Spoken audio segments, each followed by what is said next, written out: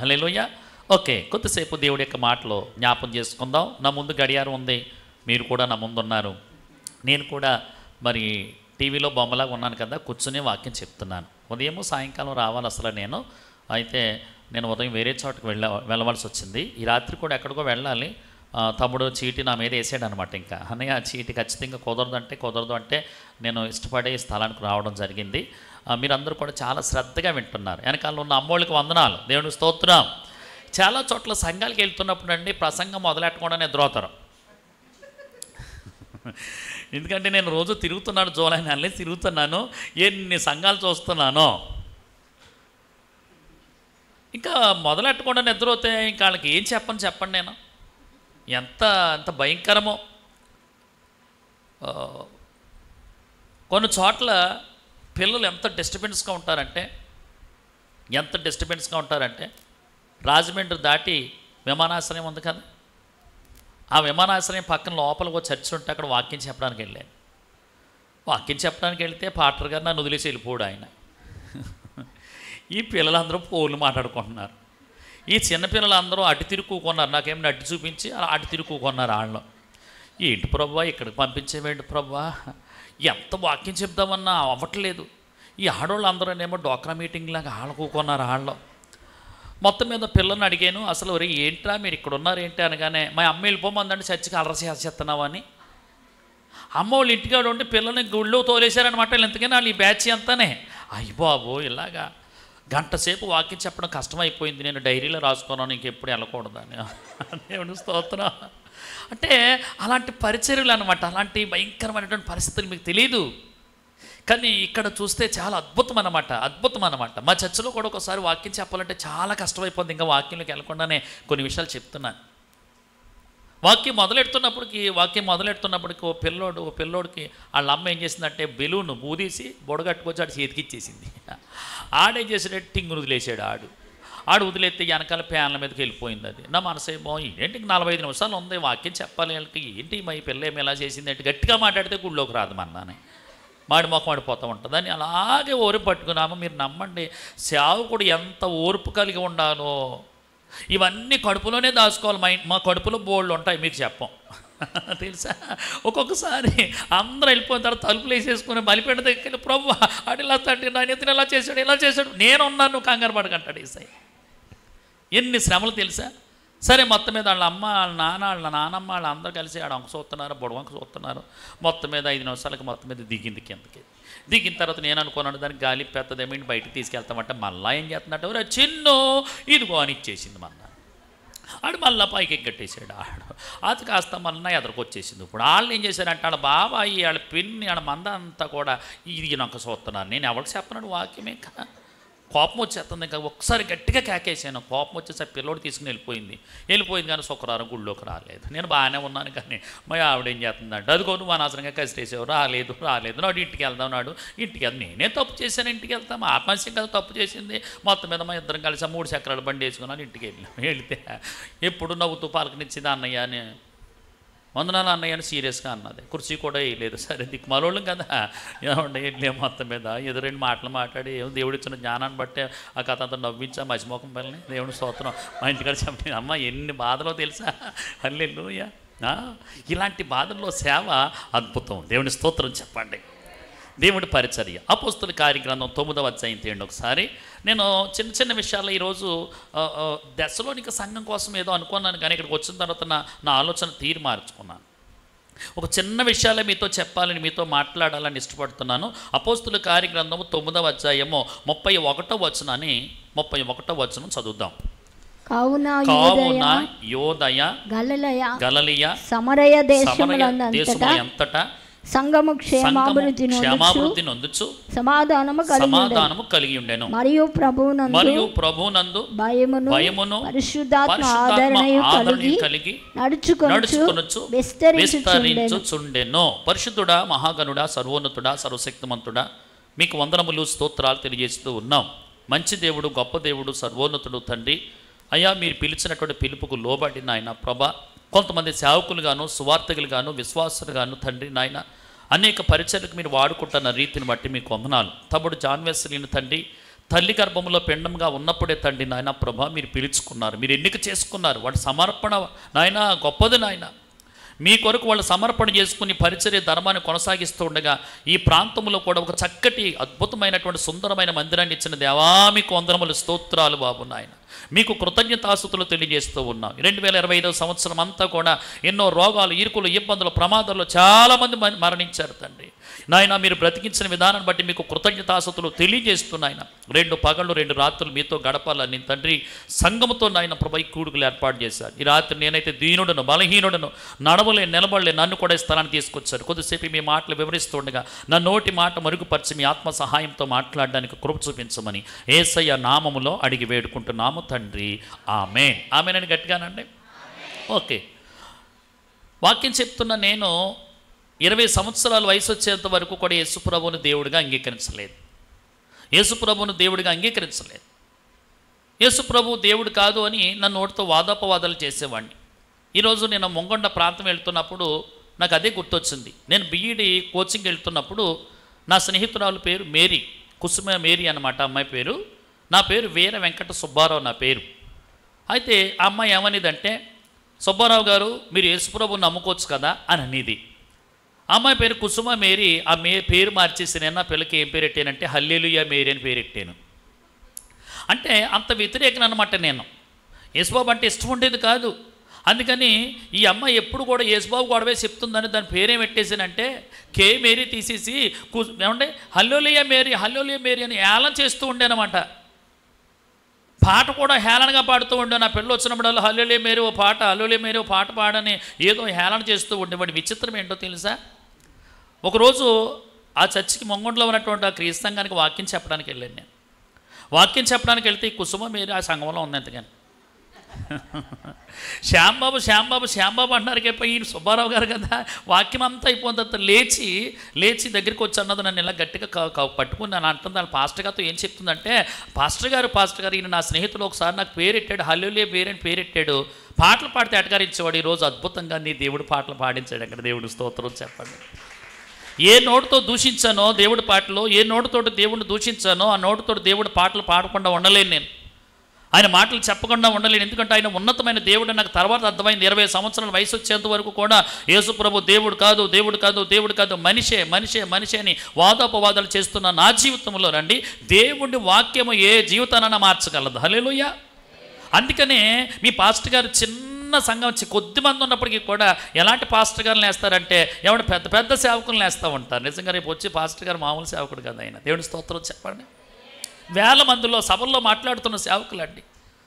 మీ meetings జరుగుతున్నప్పుడు కానీ నేను ఆలోచన చేస్తూ ఉంటుంది. అది చిన్న పరిచర్యే, అది కొద్ది మందే ఉంటారు కానీ ఒక 20 మందే ఉన్నప్పటికీ కూడా ఆ క్వాలిటీ వేరుగా నిజంగా ఆలోచన చేస్తే అందులో ఒక్కరైనా దేవుడు వాక్యాన్ని విని మారు మనసు పొందుతారని. ఎక్కడో సభలో వెనకాల కూర్చున్నాను నేను. దేవుడి మాటలు వినగా వినగా వినగా ఆయన యేసుప్రభు దేవుడు నాకు అర్థమయ్యింది, మనసులో చేర్చుకున్నాను. నా జీవితంలో దేవుడు కార్యం చేశాడు. వెంటనే నా మనసు మార్చుకుని ఈ మనసులో ఉన్నటువంటి ఆలోచనలన్నీ పక్కన పెట్టేసి ఈ ప్రభు అయిన యేసుక్రీస్తు వారి వైపు మనసు నిలిపి వెంటనే నీటి బాప్తిసం తీసుకున్నాను. యేసయ్య రక్తంలో కడగబడ్డాను నేను. హల్లెలూయా. యేసయ్య రక్తంలో కడగబడ్డాను. అంతకుముందు మామూలుగా దేవుడి మందిరానికి వస్తూ ఉండేవాడిని, వెళుతూ ఉండేవాడిని, వస్తూ ఉండేవాడిని, వెళుతూ ఉండేవాడిని. శరీర రక్తాలు తీసుకోవడానికి నాకు అర్హత లేదు. ఎందుకు అంటే పాస్టర్ గారు వాక్యం చెప్తున్నాడండి, ఇదిగో మీరు ఎవరైతే బాప్తిసం తీసుకున్నారో వాళ్ళు ముందు వరుసలోకి రండి, వాళ్ళు ముందు వరుసలోకి రండి. బాప్తిసం లేని వాళ్ళు మీరు వెనక్కి వెళ్ళిపోండి అంటే నాకు పాటలు పాడటం వచ్చు, నాకు వాక్యం చదవటం వచ్చు, నేను ప్రార్థన బాగా చేయగలను, అంగట్లో అన్నీ ఉన్నా అల్లున్నట్లో శనున్నట్టు నా జీవితంలో బాప్తిసం లేదా కారణాన్ని బట్టి ఏడ్చిన సందర్భాలు ఉన్నాయి. మా అన్నయ్య దగ్గరికి వెళ్ళి నేను అడిగాను, అన్నయ్య నేను బాప్తిసం తీసుకుంటాను అన్నయ్య అనగానే మా అన్నయ్య ఏమన్నాడంటే, ఒరే మందిరానికి వెళ్ళు, గుళ్ళోకి వెళ్ళి కానీ మతంలోకి వెళ్ళకంటున్నాడు. ఆడు మతం ఉంచుకోకు. ఎందుకంటే నేను విగ్రహార్థం సంబంధమైన పెళ్లి చేసుకున్నాను, తమ్ముడోడు ముగ్గురికి కూడా విగ్రహ సంబంధమైన పెళ్ళిళ్ళు అయినాయి. మరి నువ్వు ఒక్కడవే మరి ఎలాగైతే కుదరదు కాబట్టి నువ్వు మతంలోకి వెళ్ళకు, నువ్వు ఇష్టమవుతున్నావు కాబట్టి, నువ్వు నమ్ముకున్నా అంటున్నావు కాబట్టి నువ్వు వెళ్ళు, మరి గుడికెళ్ళి కానీ యేసుబాబు పాటలు పాడు, అంతేగాని బాప్తిసం గిప్తిసం అంటే కుదరదు అన్నాడు. ఆడేమో అలాగ అంటున్నాడు. నాకు ఆలోచన వచ్చింది. ఏంటో తెలుసా, నిజంగా అసలే అవుట్ రోడ్ ఇందాక నిలబెట్టి చూపించాను కదా, పాస్టర్ గారిని వచ్చినప్పుడు చూసారు కదా మీరు. ఏ ఆటో ఏ లారీ గుద్దెత్తే నా పరిస్థితి ఏంటో నాకు కూడా మా అన్నయ్య వస్తాడా, మా అన్నయ్య మాట్లాడితే కుదరదని చెప్పేసి ఓ జత బట్టలు తీసుకుని మా అమ్మతో కూడా చెప్పాను. అమ్మతో అంటే అమ్మ అన్నది, నాయన అన్నయ్య చెప్పినట్టు ఎనరా, అసలే నువ్వు ఒకటోడు, నిన్ను ఎవరు పెళ్లి చేసుకుంటారు బాబా, అందుకని పెళ్ళి అయిన తర్వాత మార్చుకుంది కానీ అన్నది. నాకేమో ఒక ప్రేరేపణ, మనసులో ప్రేరేపణ అనమాట. ఓ జత బట్టలు తీసుకెళ్ళి పాస్టర్ గారి దగ్గరికి వెళ్ళి నాకు బాప్తిసం కావాలని ఆయన అన్నాడు. మీ వాళ్ళు ఎవరైనా వచ్చారా అని అన్నాడు ఆయన. మా వాళ్ళు రావడానికి అసలు మా వాళ్ళు ఒప్పుకుంటున్నారేంటమ్మా, వాళ్ళు ఒప్పుకున్నాడు. ఆడేమో అసలే వద్దు అంటున్నాడు. ఆడు చండశాసనంలాగా ఉన్నాడు ఆడు, మా అన్నయ్య ఆడు వద్దు అంటున్నాడు. మా వాళ్ళు ఎవరు వద్దు అంటున్నారండి. ఆడలో నాకు మాత్రం బాప్తిసం కావాలండి అని చెప్పేసి నేను ఇష్టపడుతున్నాను అని చెప్తున్నప్పుడు నేను ఒక్కడే బాప్తిసం తీసుకున్నాను. ఆ రోజు నాకు చాలా ఆనందంగా ఉంది. ఆ మరుసటి నెలలో మొదటి ఆదివారంలోనండి రొట్టు ద్రాక్షరసం తీస్తున్నప్పుడు నేను మొదటి లైన్లో కూర్చున్నప్పుడు నిజంగా ఎంత అద్భుతమైన ఆనందమో. ఆ శరీరం తీసుకున్నప్పుడు, రక్తం తీసుకున్నప్పుడు ఎంత సంతోషం కలిగిందంటే, ఎందుకు ఈ మాట చెప్తున్నానంటే ఆ రోజు నేను సంఘంలో చేర్చబడ్డాను. హల్లెలూయా. ఆ రోజు నేను సంఘంలో చేర్చబడ్డాను. నన్ను వద్దు వద్దు వద్దు అన్నటువంటి మా అన్నయ్య రాజమండ్రిలో సంఘానికి సంఘ పెద్ద అయిపోయాడు ఆయన. ఆయన మాట వింటే ఎలా ఉంటుంది చెప్పండి. ఆలోచించండి. చాలామంది ఎక్కడెక్కడో ఉన్నటువంటి వాళ్ళమే కదా. పేతురు రాసిన మొదటి పత్రిక 2వ అధ్యాయం 9వ వచనంలో చెప్పాడు, చీకట్లోంచి పిలిచాడట మనల్ని. చీకట్లోంచి ఎక్కడికి పిలిచాడు మనల్ని? దేవుడు వెలుగులోకి పిలిచాడు. ఆశ్చర్యకరమైన వెలుగులోకి పిలిచాడు. దేవుడు అంటేనే వెలుగు. దేవుడు లోకమునికి ఏమై ఉన్నాడు? ఆయన వెలుగై ఉన్నాడు. దేవుడు అనే పదము దేవహ అనేటువంటి సంస్కృత పదం అన్నమాట. దేవహ అంటే అర్థం ఏంటంటే దివ్యమైన తేజస్సు గలవాడు. హల్లెలూయా. దివ్యమైన తేజస్సు గలవాడు. ఎంత తేజస్సు అంట ఆయన, సమీపించడాన్ని తేజస్సు అంట. కోటి సూర్యుల తేజస్సు గలవాడు ఆయన. ఆ వెలుగుని ఎవరు చూడలేరండి. ఆ వెలుగు పరలోకాన్ని విడిచిపెట్టి భూమి మీదకి వెలుగుగా మానవుడిగా భూమి మీదకి వచ్చినటువంటి ఆ రీతి మన అందరికీ కూడా తెలుసు. ఆ యేసుక్రీస్తు వారిని రక్షకుడిగా ఎవరైతే అంగీకరిస్తారో వాళ్ళందరూ కూడా సంఘంలో చేర్చబడ్డారు. ఈరోజు సంఘాన్ని గురించి మనం ఆలోచన చేస్తే మనం పిలువబడ్డామండి. పాపంలో ఉన్నాం, శాపంలో ఉన్నాం, చీకట్లో ఉన్నాం, ఎవరెవరో ఏవేవో ఆచారాల్లో ఉన్నాం. ఆచారాల్లో ఉన్న మనము మరి మత్తయి సువార్త 11:28 ప్రకారంగా ప్రయాసపడి భారం మోపుతున్న సమస్త జనులారా నా యొద్దకు రండి అని దేవుడి పిలుపు మేరకు మనం అందరూ పిలువబడి సంఘంలో చేర్చబడ్డాము. హల్లెలూయా. ఆదిలో మనం చూసినట్లయితే ఈరోజు ఆదిమ సంఘం చూడండి ఎంత అద్భుతమైనటువంటి విస్తరణ జరుగుతున్నదో. ఆదిమ సంఘములో ఎంత విస్తరణ కలుగుతున్నదో. ప్రభువైన యేసుక్రీస్తు వారు జన్మించారు. ఆయన 33.5 సంవత్సరాలు జీవించారు. ఆయన మరణించాడు, సమాధి చేసేసారు. 3వ దినాన్ని తిరిగి లేచాడు. 40 రోజులు అందరికీ కనపడి 40వ దినాన్ని ఆయన ఆరోహణం అయిపోయాడు. హల్లెలూయా. ఆరోహణం అయిపోతున్నప్పుడు ఈ శిష్యులందరూ కూడా బెంబేలు అయిపోతున్నారు.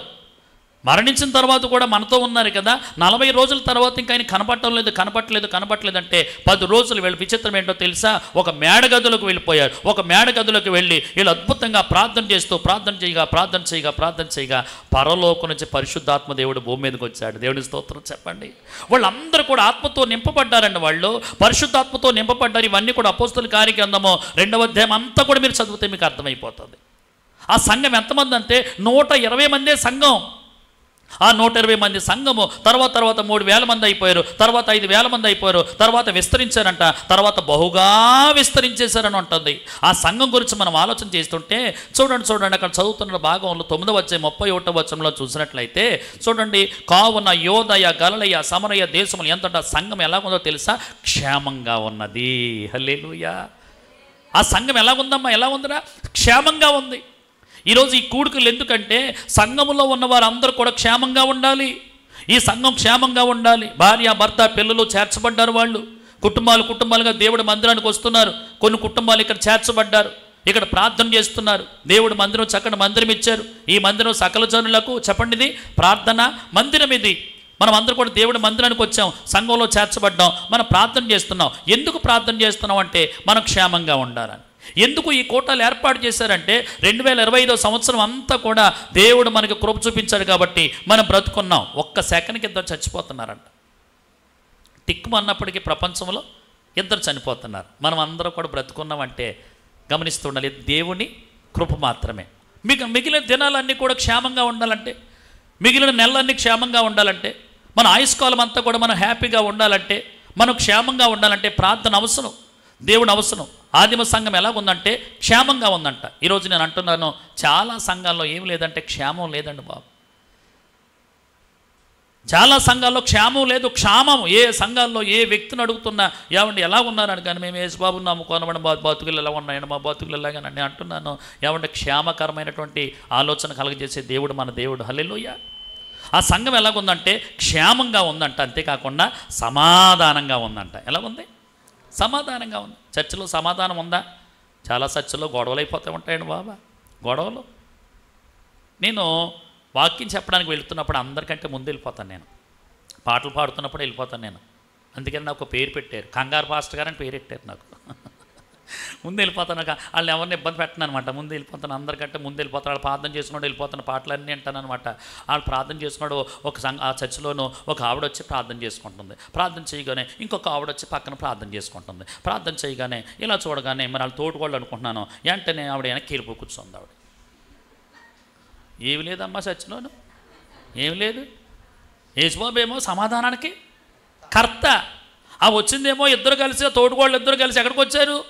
మందిరానికే వచ్చారు. వీళ్ళిద్దరి మధ్యలో ఏమి లేదు, సమాధానం లేదండి. విచిత్రం ఏంటో తెలుసా? కొన్ని సంఘాల్లోనూ విశ్వాసులకి పాటర్ గారికి గొడవలంట. అయ్యబాబో, ఇది ఎక్కడ గొడవ అమ్మో. అలా కాదండి, మీరు ఏమండో మా పాటర్ గారికి ఒక మంది దగ్గర చెప్పకండి. అయ్యబాబు, ఇది ఎక్కడ గొడవ అండి బాబు. సంఘంలో ఏమి లేదు, సమాధానం లేకుండా సంఘాలు ఉన్నాయండి. సంఘంలో సంఘ పెద్దలు కొట్టేసుకున్నారు ఒక చోట ఏకంగానే. సంఘ పెద్దలు కొట్టేసుకుంటున్నారు. వాళ్ళు అధికారాలు లేవని కుర్చీలు లేవని కొట్టేసుకుంటున్నారు. మీకు ఆ గొడవ ఏమీ లేదు. హల్లెలూయా. ఆదిమ సంఘం పోలి ఉంది, సంఘం చిన్న సంఘం. దేవుని స్తోత్రం చెప్పండి. ఆదిమ సంఘంలో సమాధానం ఉందంట, క్షేమంగా ఉన్నారంట. ఇంకా కింద చూడండి ఏమన్నారమ్మా, మరియు ప్రభువునందు భయంతో ఉన్నారంట. వీళ్ళు చాలా చోట్ల భయం లేకుండా ఉన్నారు. చాలా చోట్ల దేవుడి మందిరానికి వస్తున్నారు కానీ భయభక్తులు లేకుండా ఉన్నారు. ఓ పాస్టర్ గారు మీటింగ్స్ ఏర్పాటు చేసి పాటలు పాడిస్తున్నట్లయితే ఇటు నలుగురు మగ పిల్లలు ఇటు నలుగురు ఆడపిల్లలు పాడుతుంటే అందులో ఒక పిల్లోడు నోట్లో బబుల్గా వేసుకొని పాడేస్తున్నాడు. నోట్లో బబుల్గా వేసుకున్నాడు. ఈ లోపల ఆర్కెస్ట్రా మధ్యలో అవుతుంది కదా, ఈ లోపల నవ్వులేస్తున్నాడు. ఈ పనికి మాలోడు నవ్వులేస్తున్నాడు, పాడేస్తున్నాడు. ఏమి లేదు, వీడికి భయం లేదండి. చాలామందికి భయం లేదు తెలుసా? అసలు మందిరంలోకి వెళ్ళడం అంటే భయం లేదు, సమయానికి వెళ్ళాలనే భయం ఉండదు. ఒకవేళ వెళ్ళినా ఎలా కూర్చుంటాను. మీ పాస్టర్ గారు వచ్చిన తర్వాత మా చర్చికి మొట్టమొదటి పిలిచాను. పిలవగానే ఒక ఆవిడని చాలాసార్లు చెప్పాను, అసలు నా మాట ఇది కాదు అంటే నేను తర్వాత చెప్పడం మానేశాను. ఆవిడ కాళ్ళు ఆరసాపుకుని కూకుంది. ఇలాగా అక్క కాళ్ళు ఇలా పెట్టేసి ఏంటి అక్క అన్నాడు. ఆ రోజు నుంచి కాళ్ళు ముడుచుకుంటుందా పిల్ల?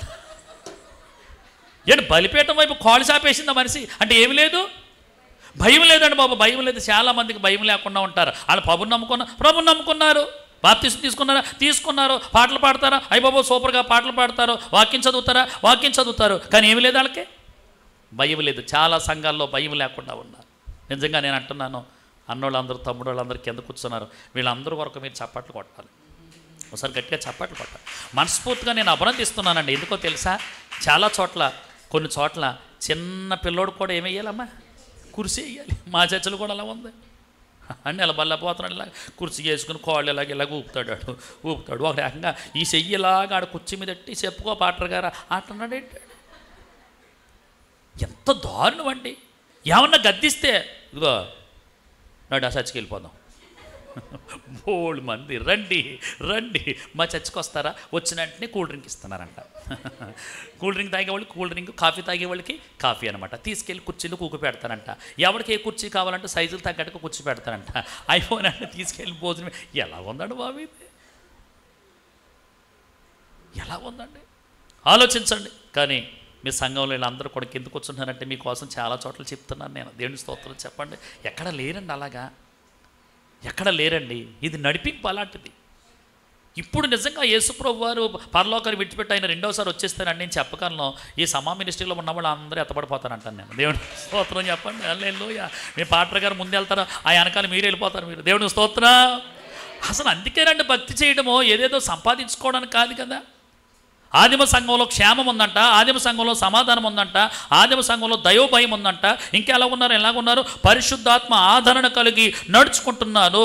అలా నడిపించేది వాళ్ళు ఇష్టం వచ్చిన నడుచుకోవట్లేదంట. ఎవరు నడిపిస్తున్నారమ్మ వాళ్ళని? పరిశుద్ధాత్ముడు నడిపిస్తున్నాడు. పరిశుద్ధాత్మ నడిపింపులో ఉన్నావా?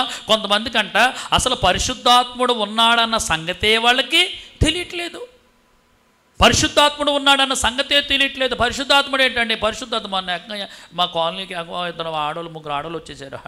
వచ్చేసి సరిగ్గా పాఠం దగ్గరికి వచ్చారు. వచ్చిన తర్వాత యేసుబాబు దేవుడి కోసం చెప్తాను, మీకు దేవుడు తెలుసా అంటది. ఇది దేవుడు తెలుసా అంట? మనిషి పాటరమ్మ మనిషి దేవుడు తెలుసా అంటుంది. దేవుడు తెలుసా అంట. ఇదేంటి ఇలాగ అంటుంది ఏంటి? మేము చర్చ చూసింది, సిలువ గుర్తుంది అక్కడ, యేసుబాబు సేవ చేస్తున్నాం, మేము దేవుడు తెలుసా అంటది ఏంటి? ఏంటని కూర్చోపెడితే ఎంతకైనా ఈ హోబో సాక్షులు అంట. అయ్యి బాబోయ్, అమ్మ వస్తున్నారు, ఇంటింటికి తిరిగేస్తున్నారా వాళ్ళు, తెలుసా మీకు? బ్యాగ్లు వేసి తిరిగేస్తున్నారా వాళ్ళు? ఏమన్నారంటే యేసుబాబు దేవుడు కాదు, యేసుబాబు వాళ్ళ మాట నిజంగా వాక్యం తెలియని వాళ్ళు అన్నారంటే వాళ్ళు కూడా వెళ్ళిపోతారా అన్న. ఏ నడిపింపు చూసారండి? ఇంకొకరు వస్తున్నారు, ఇంకొకరు ఏమంటున్నారంటే వాళ్ళు యేసునామం అనమాట. యేసుబాబే దేవుడు కానీ తండ్రి లేడు, యెహోవా దేవుడు కాదు, పరిశుద్ధాత్ముడి సంగతే వాళ్ళకి అదో రకం. అసలు మా తండ్రి కుమారుని నమ్మట్లేదు, పరిశుద్ధాత్ముడే. మారు సంఘం ఒకటి ఉంది తెలుసా మీకు? అదో బాధ అమ్మాయి వాళ్ళ. అసలు ఎవరితో మాట్లాడరంట, ఎవరితో మాట్లాడరంట. 10 రోజులు అలా ఉండిపోతారంట. అయ్యి బాబా మన అందరం అలాగ అడిగితే బాగుండు. ఇవన్నీ తప్పించుకుని ఇక్కడికి వచ్చామంటే మీరు ఎంత ధన్యులరా మీరు. దేవుని స్తోత్రం చెప్పండి. అయ్యి బాబా ఎలాగుందో తెలుసా? బయట ప్రపంచం ఎలాగుందో తెలుసా? చాలా భయంకరం ఉంది. ఏ బాధ పడితే ఆ బాధకి వెళ్ళిపోకూడదు, ఎక్కడ పడితే అక్కడికి వెళ్ళిపోకూడదు. చాలా భయంకరము. కలిపి చెరిపే బోధలు ఉన్నాయి. మన ఆత్మీయ స్థితి పాడైపోతూ ఉంటుంది. పరిశుద్ధాత్మ అనుభవంలో నడిపింపు, పరిశుద్ధాత్మ నడిపింపు, పరిశుద్ధాత్మ నడిపింపు. అసలు కూడుకులు ఏర్పాటు చేయాలని నేను అనుకుంటున్నాను. అసలు నేను ఒక్క పరిచర్య ఉంది మాకు. ఆ ఒక్క పరిచర్యలో మీటింగ్ పెట్టడానికండి, మీటింగ్ పెట్టడానికి ఎవరిని పిల్లాలా, ఎప్పుడు పిల్లాలా, అవి బాబు ఉబ్బు తబ్బిబ్బులు అయిపోతూ ఉంటాను. ఇన్ని సంఘాల్లో అక్కడెక్కడో అక్కడ చూసాను. ఆయన వేసేసారు ఎవరో. ఆ ప్లానింగ్ చూడండి, ఆ టౌన్ ప్లానింగ్ లాగా. ఆ ప్లానింగ్ అంతా కూడా అసలు ఏంటిదంటే దేవుడిచ్చిన జ్ఞానము. దీని కొరకు ఎన్నో రోజులు ఉపవాసం ఉండి కనిపెట్టి ప్రార్థన చేసి ప్రభువా ప్రభువా ప్రభువా ఇక్కడ ఎలా చెయ్యాలి, అక్కడ ఎలా చెయ్యాలి, ఇక్కడ ఎలా చెయ్యాలి, బ్రాంచ్ సంఘం ఉంది, మా మెయిన్ సంఘం ఉంది, ఇవన్నిట్లోని ఎవరిని పిలవాలి, ఎలా ఏం చేయాలి, ఎవరి ఒక చిన్న పిల్లోడు ఇవన్నీ ఆలోచించాలంటే దేవుని స్తోత్రం చెప్పండి. ఇదంతా కూడా ఎవరిచ్చిన జ్ఞానం అనుకుంటున్నారు? పైనుండి వచ్చే జ్ఞానం అండి. ఇది పరిశుద్ధాత్మ నడిపింపు. పరిశుద్ధాత్మ నడిపింపులో నడుస్తున్నప్పుడు సక్సెస్ అయిపోతావు నీ జీవితం అంతా కూడా. ఆదిమ సంఘంలో ఎన్ని క్వాలిటీస్ ఉన్నాయండి. తర్వాత అంటున్నాడు ఆదరణ కలిగి నడుచుకొనొచ్చు. ఆ సంఘం ఏమైంది తెలుసా? విస్తరించేసిందంట. దేవుని స్తోత్రం చెప్పండి. విస్తరణ విస్తరణ. మీరు కొద్దిగా ఉన్నారా? మళ్ళా సంవత్సరానికి ఈ మందిని సరిపోదు. ఆమెనానండి, ఆమెనానండి. విస్తరణ. 120 మంది 3000 మంది అయిపోయారు ఒక ప్రసంగానికి. 3000 మంది 5000 మంది అయిపోయారు. 5000 మంది విస్తరించేశారు, బహుగా విస్తరించేశారు వాళ్ళు. మొత్తం అలా ప్రపంచమంతా కూడా అల్లుకున్నారు వాళ్ళు. ఆలోచించండి, ఇంత విస్తరణ ఈ సంఘంలో ఎలా జరిగింది? అసలు ఆ సంఘం చేసినటువంటి పనులు ఏంటో మీకు కొన్ని మాటలు చెప్తాను. అలాగే మీరు చెయ్యాలని ఇష్టపడుతున్నాను. దేవుని స్తోత్రం చెప్పండి. అసలు ఆ సంఘంలో ఉన్న పరిస్థితులు చూస్తేనండి, అపోస్తుల కార్యగ్రంథం 4వ అధ్యాయం 13వ వచనం మీరు చూసినట్లయితే, అపోస్తుల కార్యగ్రంథము 4వ అధ్యాయము 13వ వచనం చూడండి. 4వ అధ్యాయం 13వ వచనంలో ధైర్యము చూచినప్పుడు వారు విద్యలేని పామరులను గ్రహించి. అక్కడ చదువుకున్న వాళ్ళు ఉన్నారమ్మా సంఘంలో? పాటర్ గారికి ఏం లేదు. విద్యలేని పామరులు వాళ్ళు, చేపలు పట్టుకునే వాళ్ళు విద్యలేని పామరులు. ఈరోజు ఏ మందిరంలో చూసినా చూడండి, అమ్మా ఏం చదువుతున్నావు? బీఈడీ అండి. ఏం చదువుతున్నావు? బీటెక్ అండి. ఏం చదువుతున్నావు? ఇంజనీరింగ్ అండి. ఏం చదువుతున్నావు? ఎంబీబీఎస్ అండి. ఎంతమంది చదువుకున్న ఉన్న సంఘం ఎందుకు విస్తరించట్లేదు? అక్కడ చదువుకున్న వాళ్ళు లేరు కదా, విద్యలేని పామరులు కదా వాళ్ళు. అలాంటి పరిస్థితుల్లో కూడా సంఘం చూడండి ఎంత క్షేమంగా ఉందో, ఎంత సమాధానంగా ఉందో, ఎంత పరిశుద్ధాత్మ నడిపింపులో నడుచుకున్నారో చూడండి. ఇంకా మనం ఆలోచన చేస్తున్నానండి. 3వ అధ్యాయం 6వ వచనంలో చూడండి. 3వ అధ్యాయం 6వ వచనంలో అక్కడ ఏమన్నాడు? అంతటా పేతురు వెండి బంగారము నా యొద్ద లేవు అంటే అర్థం ఏంటి? డబ్బులు లేవు వాళ్ళ దగ్గర. అమ్మా ఇక్కడ మీ దగ్గర డబ్బులు ఉన్నాయి లేదమ్మా బోల్డ్ డబ్బులు ఉంటాయి. దేవుని స్తోత్రం చెప్పండి. మీ ఇంటికి ఎవరో చెప్పకుండా సడన్గా 100 మంది భోజనానికి వచ్చేస్తే 100 మందికి భోజనాన్ని పెట్టే స్తోమత మనకి ఇచ్చాడు దేవుడు. గట్టిగా స్తోత్రం చెప్పండి. హల్లెలూయా. ఆనాటి కాలంలోనంటే పాస్టర్ గారి దగ్గర ఏమీ లేదు, వెండి బంగారం డబ్బులు లేరు సంఘం అండి. అది డబ్బులు లేవు, చదువుకున్న వాళ్ళు లేరు. విచిత్రం ఏంటో తెలుసా? 12వ అధ్యాయం 1వ వచనం చదవండి, ఇంకా విచిత్రంగా ఉంటుంది. 12వ అధ్యాయము 1వ వచనం చూసినట్లయితే, దాదాపు అదే కాలమందు రాజైన హేరోదు సంఘపు వారితో కొందరిని బాధ పెట్టుటకు బలత్కారంగా పట్టుకొని యోహాను సహోదరుడైన యాకోబుని ఏం చేశారమ్మా? ఖడ్గముతో చంపించెను. యాకోబు గారిని ఏం చేశారా? పాటర్ గారిని ఏం చేశారమ్మా? ఏం చేశారు? చంపేశారు. ఇప్పుడు ఉదాహరణకి ఎవరో వచ్చి మమ్మల్ని ఇద్దరిని తీసిపోతున్నారమ్మ, మమ్మల్ని ఇద్దరిని తీసిపోతున్నారు. తీసిపోతే తీసిబాబా అంటారు, మీరు ఏమైనా అడ్డుకుంటారమ్మా? అడ్డుకుంటానన్న వాళ్ళు సూత్రం చెప్పండి. కొంతమంది చెప్పట్లేదేంటి? అమ్మయ్య బాబా, అయ్య బాబా చచ్చిపోతున్నాం బాబా ఈ పాటలతోటి, హాయిగా ఉంటుంది అనుకుంటారా ఏంటి? ఒకవేళ నిజంగా ఎవరైనా వచ్చారనుకోండి, ఎవరు అన్నయ్య లేచి అంటాడు, ఏంటి చెప్పండి, మీకేం కావాలి, ఏంటి ముందు నాతో మాట్లాడు, అక్కడ కాదు నాతో అంటారు. కానీ విచిత్రం ఏంటో తెలుసా, పాటగా నట్టుకొని తీసుకెళ్ళి చంపేస్తే ఒక్కడు మాట్లాడాడు అక్కడ. ఆ తర్వాత కూడా ఇంకొక ఎవరిని, పేతురు గారిని తీసుకెళ్ళి ఎక్కడ పడేశారమ్మా? సరసాల పడేశారు. ఆ తర్వాత టార్గెట్ ఎవరికే? ఆయనకి. ఆయన చంపేయాలన్నమాట. ఎందుకనే ఆయన కూడా చంపేయాలి. ఇలాంటి పరిస్థితుల్లో కూడా అసలు సపోర్ట్ లేదండి బాబు. డబ్బు లేదు, విద్య లేదు, సపోర్ట్ లేదు. అయినా మరి ఎలాగ సాధ్యమైంది ఇది? ఆయన ఎలాగున్నారు? చాలామంది ఏమంటారంటే, అమ్మ ఏంట్రా మీ సంఘంలో ఇలా ఉన్నా?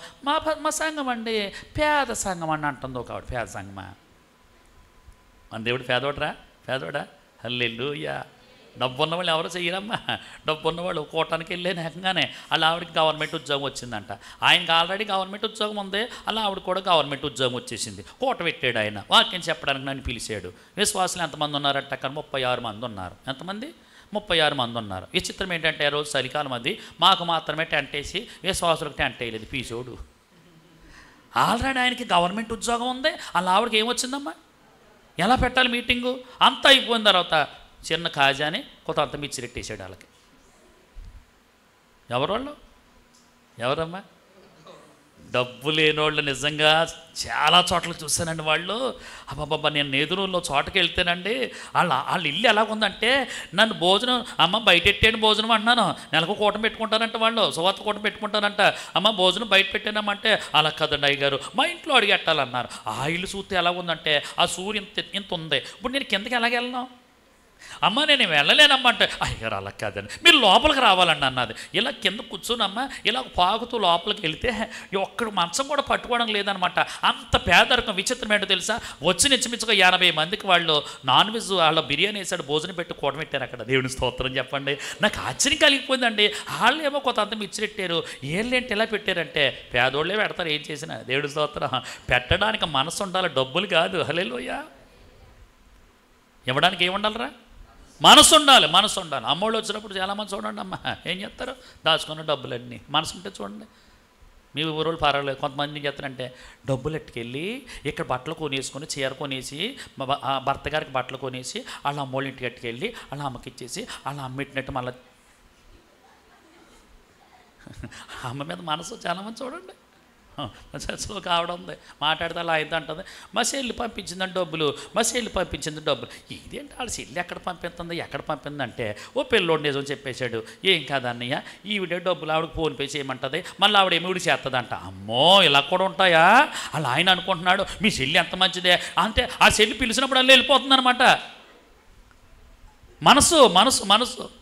నేను అంటున్నాను, ఈ ఆదిమ సంఘంలోనండి ఇలాంటి భయంకరమైన పరిస్థితుల్లో కూడా ఈ సంఘం క్షేమంగా ఉందరా, ఈ సంఘంలో సమాధానంగా ఉన్నారు, ఈ సంఘంలో పరిశుద్ధాత్మ నడిపింపులో ఉన్నారు, ఈ సంఘము దినదినమో విస్తరించేస్తున్నారు. ఒక మాటలో చెప్పాలంటే ఈ సంఘం అంతా కూడా శుభోజయంగా ఉంది. దేవుని స్తోత్రం చెప్పండి.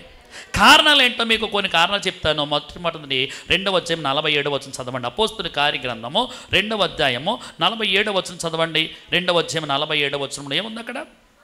ఆనందముతోనూ నిష్కపటమైన హృదయముతోనూ ఆహారము పుచ్చుకొనుచుండిరి, మరియు ప్రభు రక్షణ పొందుచున్న వారిని అనుదినము వారితో చేర్చుచుండెను. హల్లెలూయా. విచిత్రం ఏంటో తెలుసా, ఆ సంఘం ఎందుకు క్షేమంగా ఉందంటే, ఆ సంఘములో రక్షించబడిన వారు ఉన్నారు. హల్లెలూయా. ఎవరున్నారా? రక్షించబడిన వారు ఉన్నారు. మామూలుగా రక్షణ తీసుకున్న వాళ్ళు కాదు, వాళ్ళు నిజంగా రక్షించబడిన వారు ఉన్నారు. ఇక్కడ అందరూ బాప్తిసాలు తీసుకున్నారమ్మా? తీసుకున్నారు. ఇంకా తీసుకోవట్లేదా? నేను పాస్టర్ గారి దగ్గర పనిచేస్తున్నప్పుడు లక్ష్మమ్మ గారు అని ఒక ఆవిడ ఉండేది. ఆవిడకి ఇద్దరు పిల్లలు. ఈవిడ బాప్తిసం తీసేసుకుంది. అలా ఆయన మాత్రం బాప్తిసం తీసుకోలేదు. బాప్తిసం తీసుకోకుండా ఆయనకు పేరెట్టారు సమేల్ గారు అని. మరి ఎలాగెట్టారో తెలియదు. మరి ఆయన పేరేంటమ్మా? ఇప్పుడు సమేల్ గారు అని పేరెట్టారు అనుకోండి, బాప్తిసం తీసుకున్నట్టు తీసుకోలేనట్టు అనుకుంటాం మనం. తీసుకున్నారు అనుకోండి, తీసుకోలేదు. తీసుకోకపోతే మేము మామూలుగా ఇవి అడుగుతున్నాం, అమ్మ మీరు వస్తున్నారు, మీరు బాప్తిసం తీసుకున్నారు, మీ ఆయన గారు మీరు చెప్తే వింటారు కదండి బాబు, వాడు చెప్పిన మాట ఏంటండి బాబు, ఆడు గొడవ నాకు చెప్పగానే అంటుంది ఈవిడి. ఎవడు గొడవ? ఓకే. మొత్తం మీద మా పాస్టర్ గారు నేను వెళ్ళి ఆ సమేల్ గారి దగ్గరికి వెళ్ళి మొత్తం మీద ఇలాగ అంటున్నాడు అనమాట. ఏమండే సమేల్ గారు, మళ్ళీ శివమ్మ గారు బాప్తీసం తీసుకున్నారు, పిల్లలు కూడా బాప్తీసం తీసుకున్నారు, వాళ్ళు సంఘంలో ఎదుగుతున్నారు, మీరు కూడా బాప్తీసం తీసుకుంటే బాగుంటుందంటే వెంటనే ఏలు చూపించేలాగన్నాడు, ఇంకొకసారికైనా మా ఇంటికి వచ్చావంటే, ఇంకొకసారికైనా మాతో ఇలా మాట్లాడవంటే వాళ్ళ ముగ్గురు కూడా పంపను గుడికి అన్నాడు. అయ్యి బాబో, ఇది ఎక్కడ గొడవండి బాబు, నేను అంటేనే బాబు పాటలు కదా అన్నాను. ఎందుకండి బాబా, ఈడు చూస్తుంటాను ముగ్గురు మానేస్తానండి బాబు, తర్వాత ఆడే మారుతాడులే, దేవుడు మారుతాడులే అండి. ఎందుకంటే మనం వెళ్ళేమో చెప్పాము, ఒకవేళ వెళ్ళకపోతే మా దేవుడు ఏమన్నాడంటే పాదధూళి ఏమన్నాడమ్మా, పాదతి దులిపేసి వచ్చేయి, తర్వాత సంగతిని చూసుకుంటాను అన్నాడు. వచ్చేసాం మేము, వచ్చేసే మళ్ళీ అక్కడికి లక్ష్మమ్మ గారిని అడుగుతున్నామ్మా, నువ్వు చెప్పమ్మా, మమ్మల్ని ఏమో కొంపగా రానివ్వట్లేదు వాడు. మాట్లాడితే చెయ్యి ఇలా చూపించాడు పాస్టర్ గారికి. చాలామంది మగవాళ్ళు చూడండి, అమ్మా యేసుబాబు గుళ్ళోకి వస్తానని బాప్తీసం కూడా ఒప్పుకోరాళ్ళు, అసలు గుళ్ళోకే రారు చాలామంది. కొన్ని చోట్ల అందరూ ఆడవాళ్ళే ఉంటారు, పాటగారు ఒక్కడే మగవాడు ఉంటాడు. ఆడవాళ్ళ సంఘం ఈ మధ్యకాలంలో బస్సులో అందరూ ఆడవాళ్ళు ఉంటున్నారు కదమ్మా, అలాగే అయిపోయింది, మగవాళ్ళు లేని ఇంకా అందరూ.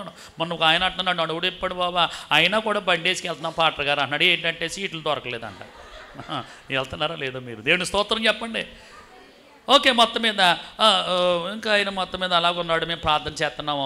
ఓసారి మాకు ఫోన్ వచ్చింది. ఏమొచ్చిందంటే, అయ్యగారు మా ఆయన గారికి బాప్తీసం ఇచ్చేయండి అన్నది. ఇక అలాగనే మా పాటర్ గారు మొఖం పెద్ద మొఖం అయిపోయి శాతక బండి వేసుకుని ఆ దగ్గరికి వచ్చేసాడు. శ్యాంబాబా ఆ సమేల్ గారు బాప్తీసం తీసుకుంటారంటే వచ్చే అన్నాడు. అన్నం తిన్నవాడిని గబగబా సీ కడుక్కుని నేను కూడా బండి ఎక్కి, ఎవరు పాటర్ గారికి ఆనందం ఎప్పుడురా? ఎవరైనా బాప్తీసం తీసుకుంటారంటే మాకు ఎలా ఉంటుందో తెలుసా? కోతు కొబ్బరిగా దొరికినట్టు ఉంటుందమ్మా. మా ఆనందం అదే. మీకైతే బోలు ఉంటాయి కానీ దేవుని స్తోత్రం హల్లెలూయా. మొత్తం మీద ఇద్దరం కలిసి ఇంటికి వెళ్ళిపోయాం. ఆయన ఇలా పడుకుని ఉన్నాడు, వాళ్ళకి ఇలా పడుకుని ఉన్నాడు. మా పాటర్ గారు బైబిల్ చేతితో పట్టుకుని అన్ని మాట్లాడేస్తున్నాడు. ఆయన ఏమంటే సమేల్ గారు, ఇంతకాలానికైనా మీకు మారు మనసు వచ్చింది, ఇంతకాలానికైనా సరే మీరు యేసుబాబుని రక్షకుడికి అంగీకరిస్తారు, ఇన్ని మాటలు చెప్పినాక ఈ మాటలేదు కై మాటలేదు ఈ సమేల్ గారు. ఏంటి మాట్లాడలేదంటే లక్ష్మమ్మ అంటుంది, నువ్వు మాట్లాడిపోయిందండి. ఏమడిపోయిందమ్మా? నోటి మాట పడిపోయిందంట, చూస్తున్నాడంట. అన్నాడు. అయ్య బాబా గట్టిగా గాలెత్తి చచ్చిపోయేలా ఉన్నాడు వీడు. అప్పుడు ఆవిడ అంటుంది, ఆవిడ గబగబా బాప్తీసం ఇచ్చేయండి, బాప్తీసం ఇచ్చేయండి. ఎందుకు బాప్తీసం ఇమ్మంటుంది అంటేనంట, వాళ్ళ కుల సాంప్రదాయ ప్రకారంగానంట బాప్తీసం లేకుండా చచ్చిపోతానంట 3 రోజులు కార్యక్రమం చేస్తారంట, బోల్ డబ్బు ఖర్చు అయిపోతుంది. అదే బాప్తీసం ఇచ్చేస్తే పెట్టి కూడా పాటగా అట్టుకొచ్చేస్తాడు కదని. అయ్య బాబు ఇదేం బాప్తీసాలండి బాబా. నేను అన్నాను, ఏమంటే పాస్టర్ గారు ఇలాంటి వాడు తీసుకెళ్ళి నీటిలో ముంచితే చచ్చిపోతే కేసు ఎవరి మీద పెడతారు చెప్పండి? ఎవరి మీద పెడతారు? పాస్టర్ గారు బాప్తీసం ఇచ్చాడు చచ్చిపోవడానికి కేసు మీద ఎవరు చూసినా పాటర్ గారి మీద పడిపోతారు. అందుకని నేను వచ్చామన్నాను. మా పాటర్ గారు నేను వచ్చేసి మీరు నమ్మండి, మేము వచ్చాను 3 గంటలకి సమేల్ గారు కన్ను మూసేసాడు. కన్ను మూసేయడం అంటే ఏంటి? చచ్చిపోయాడు అనమాట. చచ్చిపోయినా కూడా మొట్టమొదటి ఫోన్ ఎవరికి వస్తుందంటే పాటలకే. దిక్మలు ఉద్యోగం ఇది. ఏమిటి మేము ముందు వెళ్ళిపోతామమ్మా, వెళ్ళిపోతే ఆడి బాగా అగ్రత్తులు వెలిగెత్తారు, ఈ పొగ అంతా మేమే పిడుతాము. ఎంత బాధో తెలుసా? అసలు టీ తాగుతారా ఏం అడగరు. అప్పుడు ఎక్కుతుంది హైదరాబాద్లో చిన్న కూతురు, అదేమో పొద్దున్న వరకు ఉంటుందా, అప్పుడు వరకు ఈ పాటలు కదలకూడదు, అక్కడే ఉండాలి, లేకపోతే మేము కాని కదిలేమో ఇంకో పాటగారు వచ్చేస్తాడు. ఎంత గొడవ అండి బాబు, ఎంత గొడవ తెలుసా? సేవకుడు అంటే నేను అనుకోండి, ఒకసారి ఉద్యోగం ఇచ్చినప్పుడు బాగుండు తండ్రి, నాయన చాలా కష్టమైపోతుంది తండ్రి, ఎన్నుపోస అంతా అరిగిపోయింది, ఎవరైనా పిలుతుంటే వెళుతున్నాను, నొప్పి వచ్చేస్తుంది, ఏంటి పొరపాటు, నువ్వు కంగారు పడుకున్నా సేవ చేయి అంటున్నాడు దేవుడు. దేవుని స్తోత్రం చెప్పండి. సరే మొత్తం మీద వెళ్తున్నప్పుడు ఒక లక్ష్మమ్మ అంటుంది, ఏమండి ఇప్పుడైనా పోయింది ఏముందండి, ప్రార్థన చేసి 3 బకెట్లు నీళ్ళు ఆడి మీద వేసేయమంటుంది. ఆవిడ సలహా ఇవ్వాలా? ఎంత దారుణం అంటే మేము చెప్తున్నాను కదా అక్కడికేనే, అమ్మ అయ్యా బాప్తీసం తీసుకోండి, మా పాస్టర్ గారు చెప్తే ఏళ్ళు చూపించాడా. బాప్తీసం తీసుకోవా, నువ్వు రక్షించబడవా? సరే మేమేం చేసాము, ఒకవేళ ఆయన పెట్టిలో పెట్టాలా పెట్టకూడదా చెప్పాలి మీరు కూడా. పెట్టకపోతే 3 గుడిలోకి రారు. అమ్మోయ్ పెట్టేమన్నాను నేను, పాస్టర్ గారితో అన్నాను పెట్టేద్దామని బాబు, ఆడు పాప అన్నాడు పోతాడు. అంతే కదా, మేము చేతులు కడిగేసుకున్నామా, మాకేంటి చెప్పండి, చెప్పాము, ఆడు వినలేదు, పెట్టట్టుకొచ్చాము అని పెట్లు ఎట్టేసాం, తానం చేసేసి అని తీసుకెళ్ళి గోతులు ఎట్టేసాం. ఎక్కడ దొరికిందో తెలియదు కానీ ఆడి ఫోటో దొరికింది, సెంటర్లో పెద్ద ఫ్లెక్స్ ఎట్టేసారు, లేక పరలోక పిలుపు అంటే వీడికి. అయ్యో వీడు కూడా ఏమి లేదురా. ఆ సంఘంలో చాలామంది బాప్తీసాలు తీసుకోరు, చాలామంది తీసుకోరు, వచ్చేస్తారు అలాగ వచ్చేస్తారు. బాప్తీసం అంటే వచ్చే సంవత్సరం అండి, జనవరి 1 అండి, ఎక్కడి జనవరి, ఎన్ని నెలలు అండి. సరే చిన్న పాటలు కానీ కాబట్టి నాకు వాకింగ్ టైం ఇస్తే బాగుండు, వాకింగ్ టైం ఇస్తే బాగుండు అనుకునేవాడిని. అప్పుడు మా పాటర్ గారు అన్నారు, శ్యాంబాబా ఆడి గురించి ఏం చెప్పాలో నాకు అర్థం అవ్వట్లేదు, నువ్వే చెప్పు వాక్యం అన్నారు. నేను పేపర్ మీద రాసుకుని నాకు వచ్చిన వాక్యాలు ఏంటి అనుకుంటున్నారు?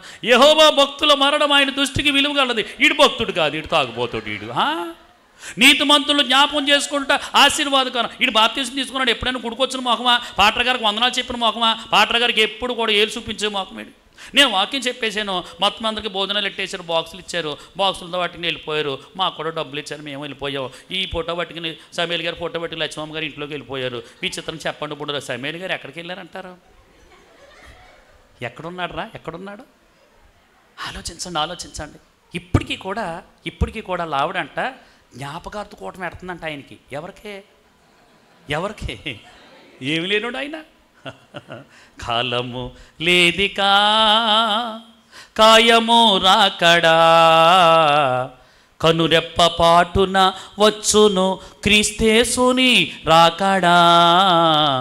కాలము లేదికా రక్షణ నీకు ఉన్నదా, రయమున్న క్రీస్తు రానుండే. రక్షణ నీకు ఉన్నదా, రయమున్న క్రీస్తు రానుండే. రమ్యమైన ఆరాధ్యములు రారాజు క్రీస్తుతో ఉందువు. హల్లెలూయా. దేవుడికి స్తోత్రం చెప్పండి. ఎవరైనా ఉన్నారా బాప్తిసాలు లేకుండానమ్మా? ఉన్నారంటారా? ఎవరు లేరనుకుంటున్నాను. ఒకవేళ ఉంటే ఈ కూడికల అనంతరము మీరేం చేయాలి? వెంటనే బాప్తిసం తీసేసుకోవాలి, వెంటనే రక్షించబడుకోవాలి. కారణం ఏంటో తెలుసా? ఆదిమ సంఘంలో ఒక్కడు కూడా లేడండి రక్షణ లేకుండా ఉన్నవాడు. దేవుడి స్తోత్రం చెప్పండి. వాళ్ళందరూ బాప్తిసం తీసుకున్నారండి, వాళ్ళందరూ రక్షించబడ్డారండి, వాళ్ళు దినదినము చేర్చబడుతున్నారండి, వాళ్ళ సంఘంలో చేర్చబడ్డారంటే వాళ్ళు వెంటనే బాప్తిసం తీసేసుకుంటున్నారు. వాళ్ళు కొంతమంది ఎన్నిసార్లు చెప్పినా మాకు వద్దండి, పిల్ల అవ్వాలండి, మనవడికి ఉద్యోగం రావాలండి, ఏదేదో చెప్తున్నారు. నేను అంటున్నాను, బాప్తిసం తీసేసుకోవాలి. కరోనాలో కూడా చాలామంది బాప్తిసం లేకుండా చచ్చిపోయారు. వాళ్ళ పడక మీద ఉన్నప్పుడు అంట చాలామంది అనుకునేవారంట, ఎవరు బతుకున్న వాళ్ళు చాలామంది వాళ్ళు చెప్తున్న మాట ఏంటో తెలుసా? తర్వాత బాప్తిసాలు తీసేసుకున్నారు. ఒక ఆయన ఈరవండ షోరూంలో చేస్తాడు, జానకి రామయ్య ఆయన పేరు. బాప్తిసం తీసుకోమంటే తీసుకునని వాడు. ఆయన కరోనా వచ్చిన తర్వాత మరణ పడక మీద ఉన్నప్పుడు అంట, ఐసీలో ఉన్నప్పుడు అనుకున్నాడంట, నన్ను బ్రతికించిన ఆయన బాప్తిసం బతికి వచ్చినట్టే బాప్తిసం బతికాడు కాబట్టి తీసుకున్నాడు. చచ్చిపోతే దేవుడు అవకాశం ఇచ్చాడు కదా నీకు. ఒకటి, రక్షణ తీసుకోలేని వాళ్ళు చాలా సంఘాల్లో ఉంటే, రెండోది రక్షించబడ్డారు కానీ అది సరైన రక్షణ కాదు, నిజంగా రక్షించబడిన వాళ్ళు లేరు. రక్షణ ఎలా తీసుకోవాలి? అపోస్తుల కార్యగ్రంథం 2:37 చదవండి. అక్కడ అపోస్తుల కార్యగ్రంథము 2:37 వారు ఈ మాట విని హృదయములో నొచ్చుకొని, సహోదరులారా మేమేమి చేతుమని పేతురును కడమ అపోస్తులను అడుగగా వాళ్ళు ఏమన్నారు? పేతురు, మీరు మారు మనసు పొంది పాపక్షమాపణ నిమిత్తము ప్రతివాడు యేసుక్రీస్తు నామమున బాప్తిసం పొందండి, అప్పుడు మీరు ఏం పొందుకుంటారు? పరిశుద్ధాత్మను వరము పొందుకుంటారు అని చెప్పాడు. దేవుని స్తోత్రం చెప్పండి. పేతురు గారు ప్రసంగం చేస్తున్నాడు అనమాట. పేతురు గారు వాక్యం చెప్తున్నాడు. బాప్తిసం ఎలా తీసుకోవాలో తెలుసా? ఎలా పడితే అలా తీసుకోవడం కాదు. చాలా సంఘాల్లోనూ బాప్తిసాలు అలా తీసుకుంటారంటే, పెళ్లి సంబంధం కుదిరిన వెంటనే ఆ మనిషి ఆ పిల్లోడిని తీసుకుని వచ్చేస్తుంది. అవును పాటర్ గారా, మా పిల్లోడికి బాప్తిసం ఇచ్చేయండి. ఆడేమో ఎప్పుడు గుడికొచ్చిన మొహం కాదు. ఎందుకు బాప్తిసం కావాలంటే, పెళ్లి చేసుకోబోయే అమ్మాయికి 5 ఎకరాల పొలం ఉంది. ఎంత ఉందమ్మా? ఈడి బాప్తిసం తీసుకుంటే 5 ఎకరాల పొలం కొట్టేద్దామని ఈడి ప్లాన్, వాళ్ళ అమ్మ ప్లాను. అబ్బా, అందుకని అప్పటి వరకు లేనిది మా పిల్లోడికండి పెళ్లి ముహూర్తం పెట్టేసుకున్నారంట. వాళ్ళు బాప్తిసం ఎవరు వాళ్ళు? ఇప్పుడు మేము ఇచ్చేది. మేము ఇవ్వకపోతే రండి మేము ఇస్తాం అన్నప్పుడు బోల్డ్ మంది ఉన్నారమ్మా. బాప్తిసాలు ఇచ్చేవాళ్ళు బోల్డ్ మంది ఉన్నారమ్మా. చాలామంది మా చర్చిలో కూడా ఒకడు ఉన్నాడు. వాళ్ళ అమ్మ తీసుకొచ్చింది. ఆడికి చెవికి చెవిలీలు ఎట్టుకునేవాడు. చెవికి చాలామంది చూడాడమ్మా. ఎవరు ఎట్టుకుంటారు? ఇవి ఆడవాళ్ళు ఎట్టుకుంటారు. అన్నా కదా, రెండు చెవులకి ఎట్టుకునే వాళ్ళు ఆడవాళ్ళు అంటారు. అసలు లేని వాళ్ళు ఏమంటారు? మగవాళ్ళు అంటారు. ఓ చెవికి ఎట్టుకునే వాళ్ళు ఏమంటారు కదా? సగం ఆడవాళ్ళను కదా, అలాగే సగం పెట్టుకుని కూడా ఏంటాడు. ఆడు చిరాకు వచ్చేసి ఆడు జుట్టు ఏమో ఎంత రొప్పలాగా ఉండేది, ఆడికేమో సిరిగిపోయిన ప్యాంట్లో అదో రకంగా ఉండేవాడు. ఆడికి బాప్తీసమో మేము మొత్తం మీద వాక్యం చెప్ప 3 రోజులు ఉపవాస కోటలు ఇట్టినప్పుడు అండి 7 పిల్లలు బాప్తీసానికి నిలబడ్డారు. వాళ్ళందరూ కూడా చక్కగా వాక్యం విని మారుమనసు పొందిన వాళ్ళే. ఈడు వచ్చి మధ్యలో వచ్చి అంటున్నాడు నాకు కూడా బాప్తీసం ఇవ్వండి అన్నాడు. నేను ఇవ్వనన్నాను. ఎవరంటే వాళ్ళ అమ్మని తీసుకొచ్చాడు. వాళ్ళ అమ్మని తీసుకొచ్చితే కొంతమంది ఆడ చర్చలో వాడు వాళ్ళ పెద్దలు వాళ్ళు ఉన్నారు కదా, వాళ్ళు కూడా అన్నారు అదేంటండి పాస్టర్ గారు ఆడు కోరు అడుగుతున్నారు కదా, ఆడు మాత్రం మళ్ళీ మారిపోతాడండి, మీరు బాప్తీసం ఇవ్వండి పాస్టర్ గారు, ఆడు మంచిగానే ఉంటున్నాడు మేము చూస్తున్నాం కదా అని ఏదో చెప్తే, ఇవ్వకపోతే మళ్ళీ వీళ్ళందరినీ సంఘాన్ని ఎక్కడ చెడగొడతాడని ఈ విషయం చెప్పేస్తున్నాను మీకు. మొత్తం మీద 7 పాటు ఈడు కూడా ఇచ్చేసింది.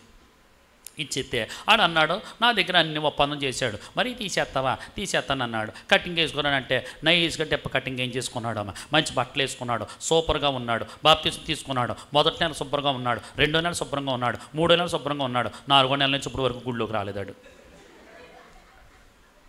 మళ్ళా రొప్ప పెంచేసుకున్నాడు, మళ్ళా సెవిలీలు ఎట్టేశాడు. మళ్ళానే రాత్రి ఎక్కడికో మీటింగ్ వెళ్ళొస్తానంటే రాత్రి టౌన్ అంతా కూడా చాలా హడావుడిగా ఉండేదో సినిమా రిలీజ్ అంట. ఆ సినిమా రిలీజ్లో ఫ్లెక్స్ల దగ్గర ఆడే ఉన్నాడు. మనసు బాధ అనిపించింది, ప్రభా వీడి బాప్తీసం ఎందుకు తీసుకున్నాడు అంటేనంట ఆడు ఒక అమ్మాయిని ప్రేమించాడు. ప్రేమించిన అమ్మాయి అంట వాళ్ళ నాన్న చచ్చిపోయిన ఉద్యోగము ఆ అమ్మాయికి ఇచ్చారంట. వీడు ఖాళీగా ఉన్నాడు కాబట్టి వీళ్ళ అమ్మ కొడుకు కలిసి ఏం ప్లాన్ వేశారంటే ఆ పిల్లని పెళ్లి చేసుకుంటే ఉద్యోగం చేసి భార్య దొరికేస్తుంది కాబట్టి వీడు ఎలా తిరిగినా పర్లేదు కాబట్టి. ఎంత ప్లాన్ అండి, వీడికే ఎంత ప్లాన్.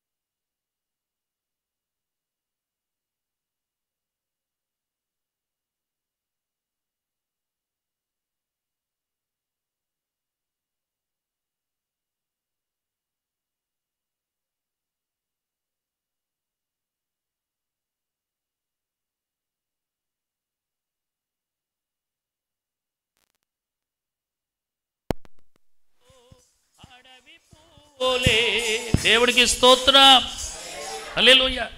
వీడికి ఎంత ప్లాన్లు ఉంటాయండి, దేవుడికి ఎన్ని ప్లాన్లు ఉంటాయండి. వీడు ఎన్ని ప్లాన్లు వేసుకుని బాప్తీసం తీసుకుంటే ఆడు ఏం చేశాడంటే వెనకాల ఇద్దరిని వేసుకుని మామూలు బండి స్పీడ్గా వెళ్ళిపోతేనంట యాక్సిడెంట్ అయిపోతే పిల్లగాల చుట్టాల పిల్లోడు వెనకాల కూకున్నాడు. ఆడికి 2 కాళ్ళు ఇరిగిపోతే పెద్ద మనుషులు తగ్గుకొచ్చి ఏమన్నారంటే వాళ్ళ అమ్మని పిల్లోడు కూర్చోపెట్టి వీడు చాలా దుర్మార్గంగా నడిపాడు బండి కనుక కాళ్ళు ఇరిగిపోయినోడికి 40,000 కట్టండి అన్నారు. కాళ్ళు ఇరిగిపోయినోడు ఎవడంటే ఈ పెళ్లి కూతురు చుట్టాలంట. నాన్న అన్నాడు ఇలాంటి వాడికి పిల్లనెత్తామేంటండి, సంబంధం క్యాన్సిల్ అయిపోయింది, 40,000 కట్టించాడు దేవుడు స్తోత్రం చెప్పండి. బాప్తీసం తీసుకుని మోసం చేయాలనుకుంటున్నారు వాళ్ళు. నిజంగా బాప్తీసం తీసుకున్న వాళ్ళ సంఘములో ఉన్నారు వాళ్ళు. ఆదిమ సంఘము అంత విస్తరణ కలగడానికి, అంత సమాధానంగా ఉండడానికి కారణం ఏంటో తెలుసా? రక్షించబడిన వారు, నిజంగా రక్షించబడిన వారు రక్షణ ఎలా పొందాలంటే మారు మనసు పొంది రక్షించబడాలి. పేతురు వాక్యం చెప్తున్నప్పుడు అంట ఆ వాక్యము హృదయంలో నొచ్చుకుని వాళ్ళు అంటున్నారు, ఆ పాస్టర్ల దగ్గరికి వచ్చి అంటున్నారు మేమేం చేయాలని అడుగుతున్నప్పుడు వాళ్ళు అన్నారు మీరు మారు మనసు పొందండి, పాప క్షమాపణ నిమిత్తము చెప్పండి అప్పుడు మీరు బాప్తీసం పొందండి. బాప్తీసం ఎందుకు పొందాలో తెలుసా? మన పాపం పోవాలని. మానవ జీవితంలో జన్మ కర్మ పాపంలో పోవాలంటే నీటి బాప్తీసం ఉండాలి. అమ్మా ఎందుకు బాప్తీసం తీసుకున్నావు అంటే అదేనండి అమ్మా ఇల్లు కట్టుకున్నామండి, ఆ ఇల్లు స్లాబ్ ఆగిపోయిందండి, స్లాబ్ అయిపోతే బాప్తీసం తీసుకుంటామని చెప్పకూడదు. సాక్ష్యం ఎప్పుడు నువ్వు బాప్తీసం ఎందుకో తెలుసా? నీ ఇల్లు కోసం కాదు, నీ పాపం పోవడానికే బాప్తీసం తీసుకున్నావు. అలాంటి వాళ్ళు ఏ సంఘంలో ఉన్నారు? ఆదిమ సంఘంలో. ఈ చిన్న సంఘము అలాగ మారిపోవుదురుగాక. దేవుని స్తోత్రం చెప్పండి. ఏమండి బాప్తీసం లేకపోతే బాప్తీసాలు తీసేసుకోవాలి, ఇంకొకళ్ళు కూడా మిగలకూడదు. తీసుకున్న వాళ్ళు మాత్రము మారు మనసు అనుభవం కలిగి ఉండాలి. వాళ్ళు మారు మనసు అనుభవం కలిగి ఉండాలి. ఎందుకు తీసుకున్నాం మేము? ఎందుకు తీసుకున్నాం? మేము ఒకవేళ ఇప్పుడు కానీ చనిపోతే మేము పరలోకం వెళ్ళగలమా? ఈరోజు నేను అంటున్నాను, అలాంటి బాప్తీసాలు తీసుకున్న వాళ్ళు ఆ సంఘములో ఉంటే ఈ సంఘం కూడా అలాగ ఉండాలి. రెండో మాట మీరు చూసినట్లయితే అపోస్తుల కార్యగ్రంథంలోనే 1వ అధ్యాయం 14వ వచనం చూడండి. వాళ్ళు చేసిన పని ఏంటంటే, అపోస్తుల కార్యగ్రంథము 1వ అధ్యాయం 14వ వచనంలో వీరితో కూడా కొందరు స్త్రీలను, యేసు తల్లి అయిన మరియయు ఆయన సహోదరులను ఏక మనసుతో ఎడతెగక ప్రార్థన చేయుచుండిరి. హల్లెలూయా. ఈ సంఘము చేస్తున్న మరొక పని ఏంటో తెలుసా? వాళ్ళు ప్రార్థన చేస్తున్నారంటే, ఎలా ప్రార్థన చేస్తున్నారంటే ఎడతెగక ప్రార్థన చేస్తూ ఉన్నారంట. హల్లెలూయా. ఎడతెగని ప్రార్థన. మొన్న ఒకసారి వారం రోజులు ఎట్టేసిందంట ముసురు. తెలుసా మీకు? వారం రోజులు వర్షం తగ్గదే. దాన్ని ఏమంటాం అమ్మా? ఏమంటాం? ఎడ తెరుపు లేకుండా కురిసేస్తుందమ్మ వర్షం అంటే. పొద్దున్న తెరిపివ్వట్లేదు, సందాలా తెరిపివ్వట్లేదు. బట్టలు తుక్కుని పైన వేద్దామంటే కుదరట్లేదు. ఇల్లు తడిసిపోతుంది, బట్టలు తడిసిపోతున్నాయి, అన్నీ తడిసిపోతున్నాయి. ఎంత నానిపోయాయండి. వారం రోజులు తెరుపు లేదు. ఎడతెగని ప్రార్థన అంటే అర్థం ఏంటో తెలుసా? ఈ సంఘములోనంటే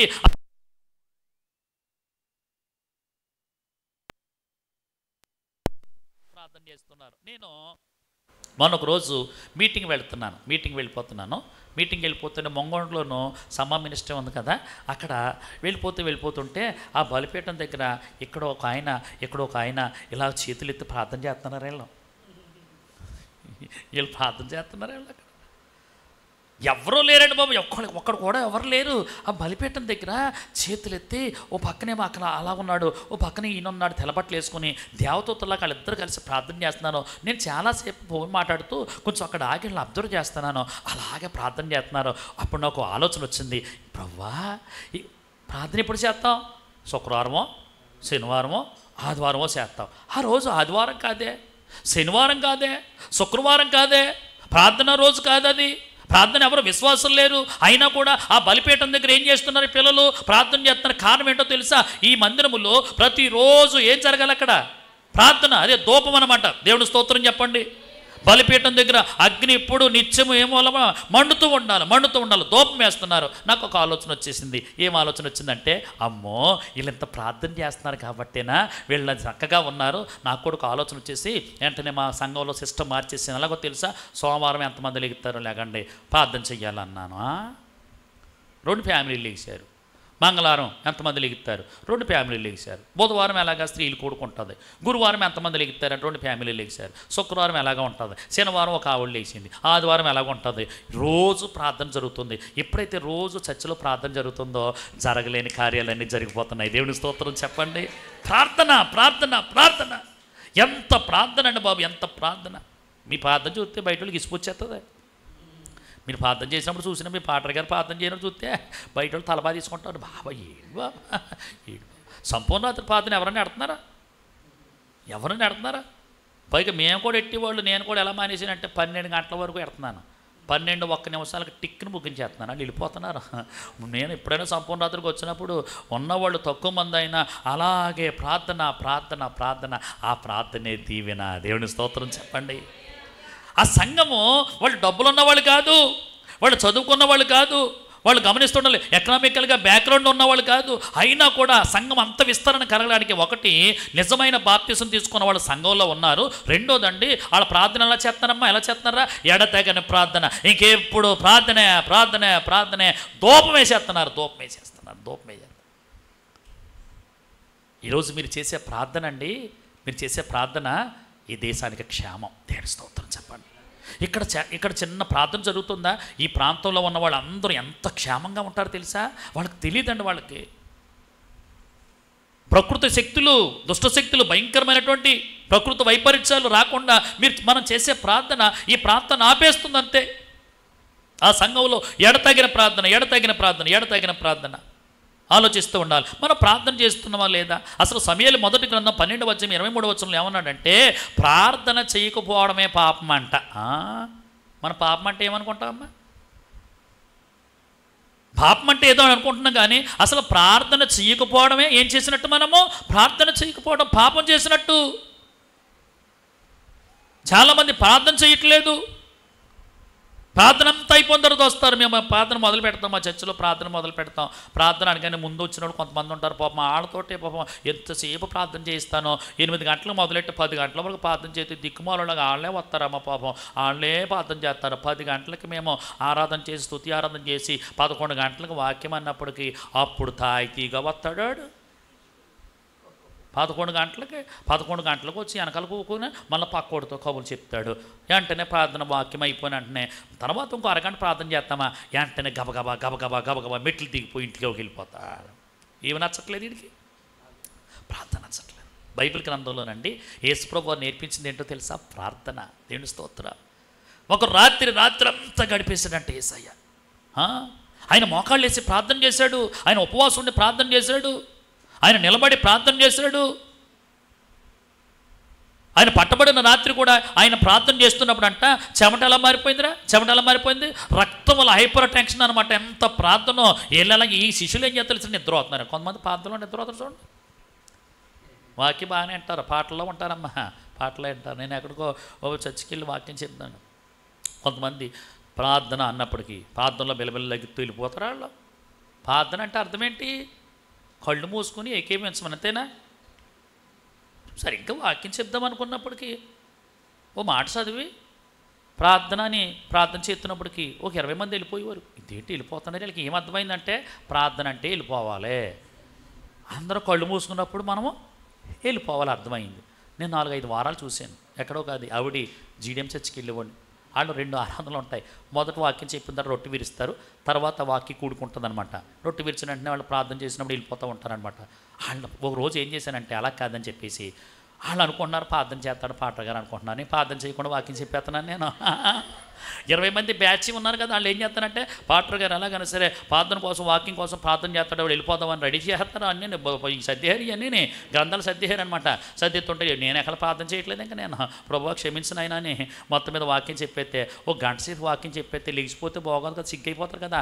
అలాగే అన్నారు. 2 వారాలు ఎప్పుడైతే చెప్పానో వాళ్ళు నిలబడిపోయారు అంతే. దేవుని స్తోత్రం చెప్పండి.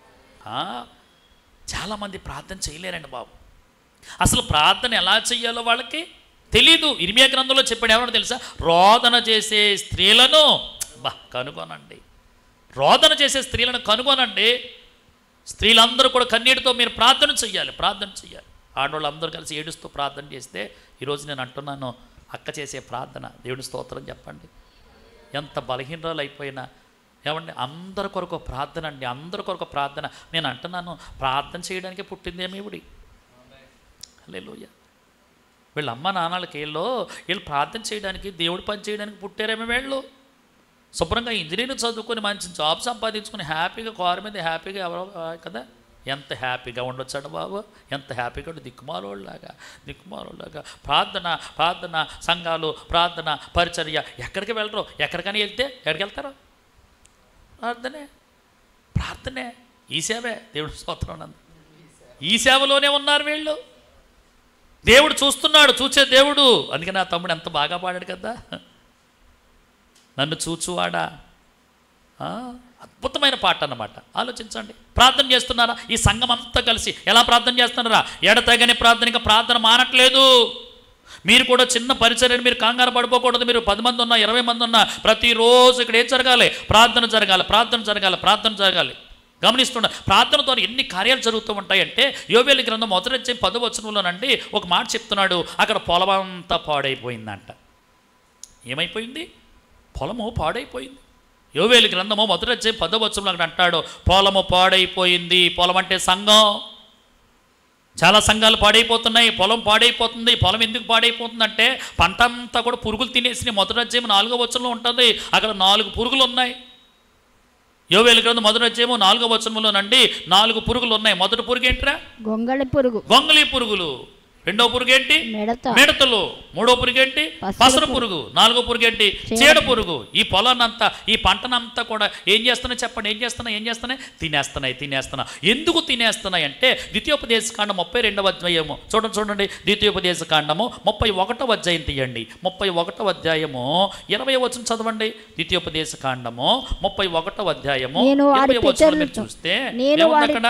నేను వారి పితరులతో ప్రమాణము చేసినట్టు చేసినట్లు పాలు తేనెలు ప్రవహించు దేశమున వారిని ప్రవేశపెట్టిన తర్వాత వారు తిని త్రాగి తృప్తి పొంది కొవ్విన వారై అన్య దేవతల తట్టు తిరిగి వాటిని పూజించి నన్ను తృణీకరించి నా నిబంధన ఏం చేశారు వాళ్ళు? మీరేశారు వాళ్ళు. ఎందుకు పొలం పాడైపోయింది? ఎందుకు పంటంతా కూడా పురుగులు పాలైపోయింది? పంటను అనుభవించాలి కదా వీళ్ళు. కారణం ఏంటో తెలుసా? ఇశ్రాయేలు ప్రజలందరూ ఐగుప్తు దేశంలో ఉన్నప్పుడు వాళ్ళందరినీ దేవుడు విడిపించి వీళ్ళ కట్టన ఇళ్ళల్లో దేవుడు ఇచ్చేయడండి. దేవుని స్తోత్రం చెప్పండి. ఇల్లు కట్టుకోలేదు వాళ్ళు. కట్టన ఇల్లు, నాటని చెట్లు, అద్భుతంగా పాలు తేనెలు ప్రవహించే దేశమునికి వాళ్ళు నడిపించిన తర్వాత అంట ఆడ శుభ్రంగా తినంట తాగేసంట హాయిగా ఉన్న తర్వాత దేవుడిని ఏం చేయాలమ్మా? దేవుడిని ఏం చేయాలి? స్తుతించాలి, దేవుడిని గణపరచాలి. దేవుడు మహిమపరచడం మానేసంట దేవుడు బాధ పెట్టేశారు. దేవుడు బాధ పెట్టేశారు. ఇశ్రాయేలు ప్రజలందరూ కూడా దేవుడు బాధ పెట్టిన సందర్భాలు ఏంటో తెలుసా? ఒకటి విగ్రహారాధన, రెండోది వ్యభిచారము, మూడోది సనుగుడు. ఈ 3 కారణాలను బట్టి దేవుడు విసిగిపోయి వెంటనే పురుగులను ఆజ్ఞాపించాడంట. ఏ పురుగులనమ్మా? 4 పురుగుల్ని. గొంగళి పురుగు కమాన్ అన్నాడు, మిడతలు రమ్మన్నాడు వచ్చేయి. పసర పురుగులు ఉన్నాయంట. ఎవరి మాట? పురుగులు దేవుడి మాట ఉన్నాయి. పురుగులను అన్నాడు దేవుడు రండి అంటే 3వ తరగతి పిల్లోడు రా గుడికంటే కాలేదన్నయ్య అన్నాడు. పురుగు కంటే అధ్వానం అయిపోయాడు. 3వ తరగతితో ఏ ఉద్యోగం చేస్తాడు? ఆడికి కూడా ఖాళీ లేదా? పురుగులు వచ్చేసినాయండి దేవుడు రమ్మంటేనే. చిత్తం ప్రభువా ఏం చెప్పమంటావు దేవుడా, ఏం చేయమంటావు అనగానే ఏం చేయమనగానే మీరు కంగారు పడకండి, ముందు గొంగలి వెళ్ళు ఆడి బాబు పంట చూసుకుని తెచ్చిపోతున్నాడు. ఆడు పంట వేసాడు. ఈసారి పంట అంతా కూడా 100 బత్తాలు పండేస్తాయి. ఈ పంట అంతా కోసేసుకొని 3 డబ్బులు సంపాదించి నా ప్రాణమా తినుమో తాగుమో సుఖించు అందాం అనుకున్నాడు. అనుకొని ఈ పురుగును ఆజ్ఞాపిస్తే ఈ గొంగలి పురుగు అంతా సగం పంట ఇదే తినేసిందంట. తినేస్తే మందు కొట్టు దగ్గరికి వెళ్ళి, పురుగుల మందు కొట్టు దగ్గరికి వెళ్ళి ఏమన్నాడు తెలుసా? గొంగలి పురుగులు సావడానికి మందు తట్టుకొచ్చాడు ఆయన. ఆ అమ్మినోడు ఏమన్నాడో తెలుసా?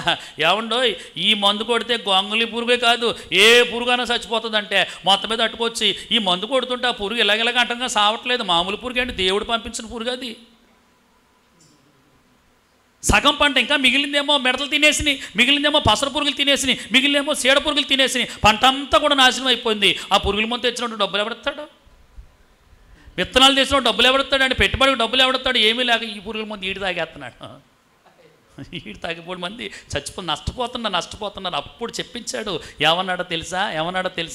మొదటి అధ్యాయం 14 వచనంలో మీరు ఉపవాస దినమును మీరు ఏం చేయాలి? మీరు ప్రతిష్ఠించండి. వ్రత దినమును కూడా మీరు ఏం చేయాలి? నియమించుకోండి. ఎందుకో తెలుసా? మీ పంట అంతా కూడా ఎవరు తినేస్తున్నారు? పురుగులు తినేస్తున్నాయి. సంఘములో కూడా పురుగులు లాంటి వాళ్ళు ఉంటారంట. ఏంటో తెలుసా? గొంగళి పురుగులు అంటే గుచ్చేస్తాయి అమ్మాయి, గుచ్చుతాయి ఉంటాను. వాళ్ళు ఎవరో ఇచ్చేవాళ్ళని ఇవ్వనెవరో, వాళ్ళు రారో వచ్చేవాళ్ళని రానెవరో. మిడతలు అంటే తెలుసా మీకు? మిడతలు ఓ చోట ఉండవు. మా చర్చిలో కూడా మిడత ఉంది. ఊరంతా తిరుగుతూ ఉంటుంది ఆ మిడత. కూకుపెట్టి చెప్పాను, ఉంటే ఇక్కడ ఉండు లేకపోతే వెళ్ళిపో. కూసేగాడిది వచ్చి మేసేగాడి చెడకూడదు. ఆడికి నా చేతితో బాప్తిసం ఇచ్చాను. నా చేతులతో నేను బాప్తిసం ఇచ్చాను, కూర్చోబెట్టి అన్నీ చేస్తే ఆడు ఎంత దారుణం అండి బాబు. మిడత ఏం చేస్తా తెలుసా? ఇక్కడ ఉంటుందా? ఇక్కడి నుంచి ఎక్కడికి వెళ్తుంది? సలపల్లి వెళ్ళిపోద్ది. మళ్ళీ అక్కడి నుంచి అమలాపురం వెళ్ళిపోద్ది. అక్కడి నుంచి రాజమండ్రి వెళ్ళిపోతుంది. రాజమండ్రి అక్కడ లాలాచారి వెళ్ళిపోద్ది. దేవుని స్తోత్రం చెప్పండి. వీలైతే అక్కడి నుంచి కల్వర్ టెంపుల్ ఎక్కడ ఉంది? ఏంటిది? మిడతలు. కొంతమంది మిడతలు ఉంటారు, మీరు మంచివాళ్ళు. దేవుడు స్తోత్రం చెప్పండి. ఒక ఆవిడ అంటుంది, వదిన 22వ తారీఖున వస్తున్నారా పెద్దయ్య గారు? ఎక్కడికే? 22వ తారీఖు వస్తున్నారా? మన అయ్యగారు ప్రార్థన చేయమంటే ఇలాగంటాడా? ఆ అయ్యగారు ఇలాగ నూనెలో ఇలాగ ముంచి ఇలాగ ఎట్టుకొచ్చి మన అయ్యగారు ఎప్పుడైనా వేసారా? రావద్దున ఆటోకి వచ్చి నేను ఎట్టుకుంటా. ఏం ఎట్టుకుంటావు నువ్వు పెద్ద మిడత. ఆ మిడతను ఇంకొకళ్ళు మార్చేస్తున్నావా? సంఘాల్లో మిడతలు అయిపోయారు. చాలామంది మిడతలు. ఆటో కారు చెట్టేసుకుంటుందంట, తీసుకెళ్ళిపోతుందంట. ఈ మనిషిని ఎత్తి మీద ఏం చేసుకుంటుందంట? ఆమె వీళ్ళ కోసం ప్రార్థన చేసేవాడు ఎవడమ్మా? వీళ్ళ కోసం ప్రార్థన చేసేవాడు ఎవరు కదండి? చాలామంది. ఒక ఆయన బండి మీద వెళ్ళిపోతున్నాడు, భార్యని వెనకాల ఎక్కించుకొని అద్దంలో చూస్తాడంట,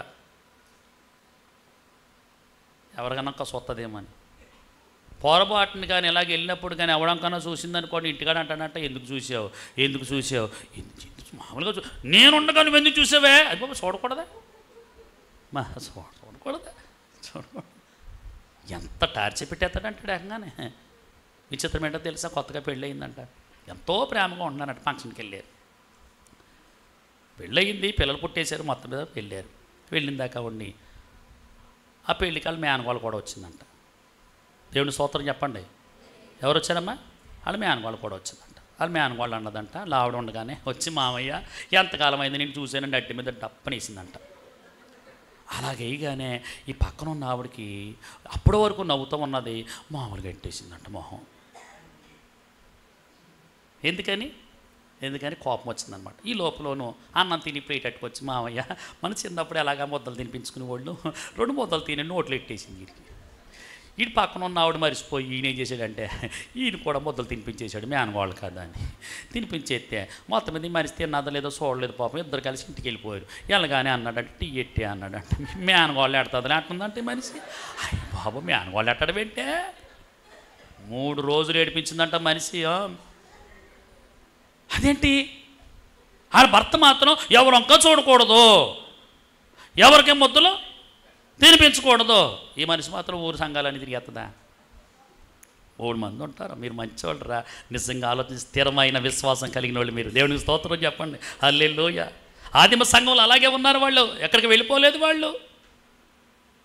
మీరు ఉపవాస దినాన్ని ప్రతిష్ఠించుకోండి, వ్రత దినాన్ని నియమించుకోండి, అందరినీ పిలిపించండి, మీరు ప్రార్థన చెయ్యండి అని చెప్తున్నప్పుడు అండి 2వ అధ్యాయం 12వ వచనం కూడా చెప్పారు కదా, మీరు ఇప్పుడైనాను మీరు ఉపవాసం ఉండి దుఃఖించచ్చు మనపూర్వకంగా తిరిగి నా యొద్దకు రండి.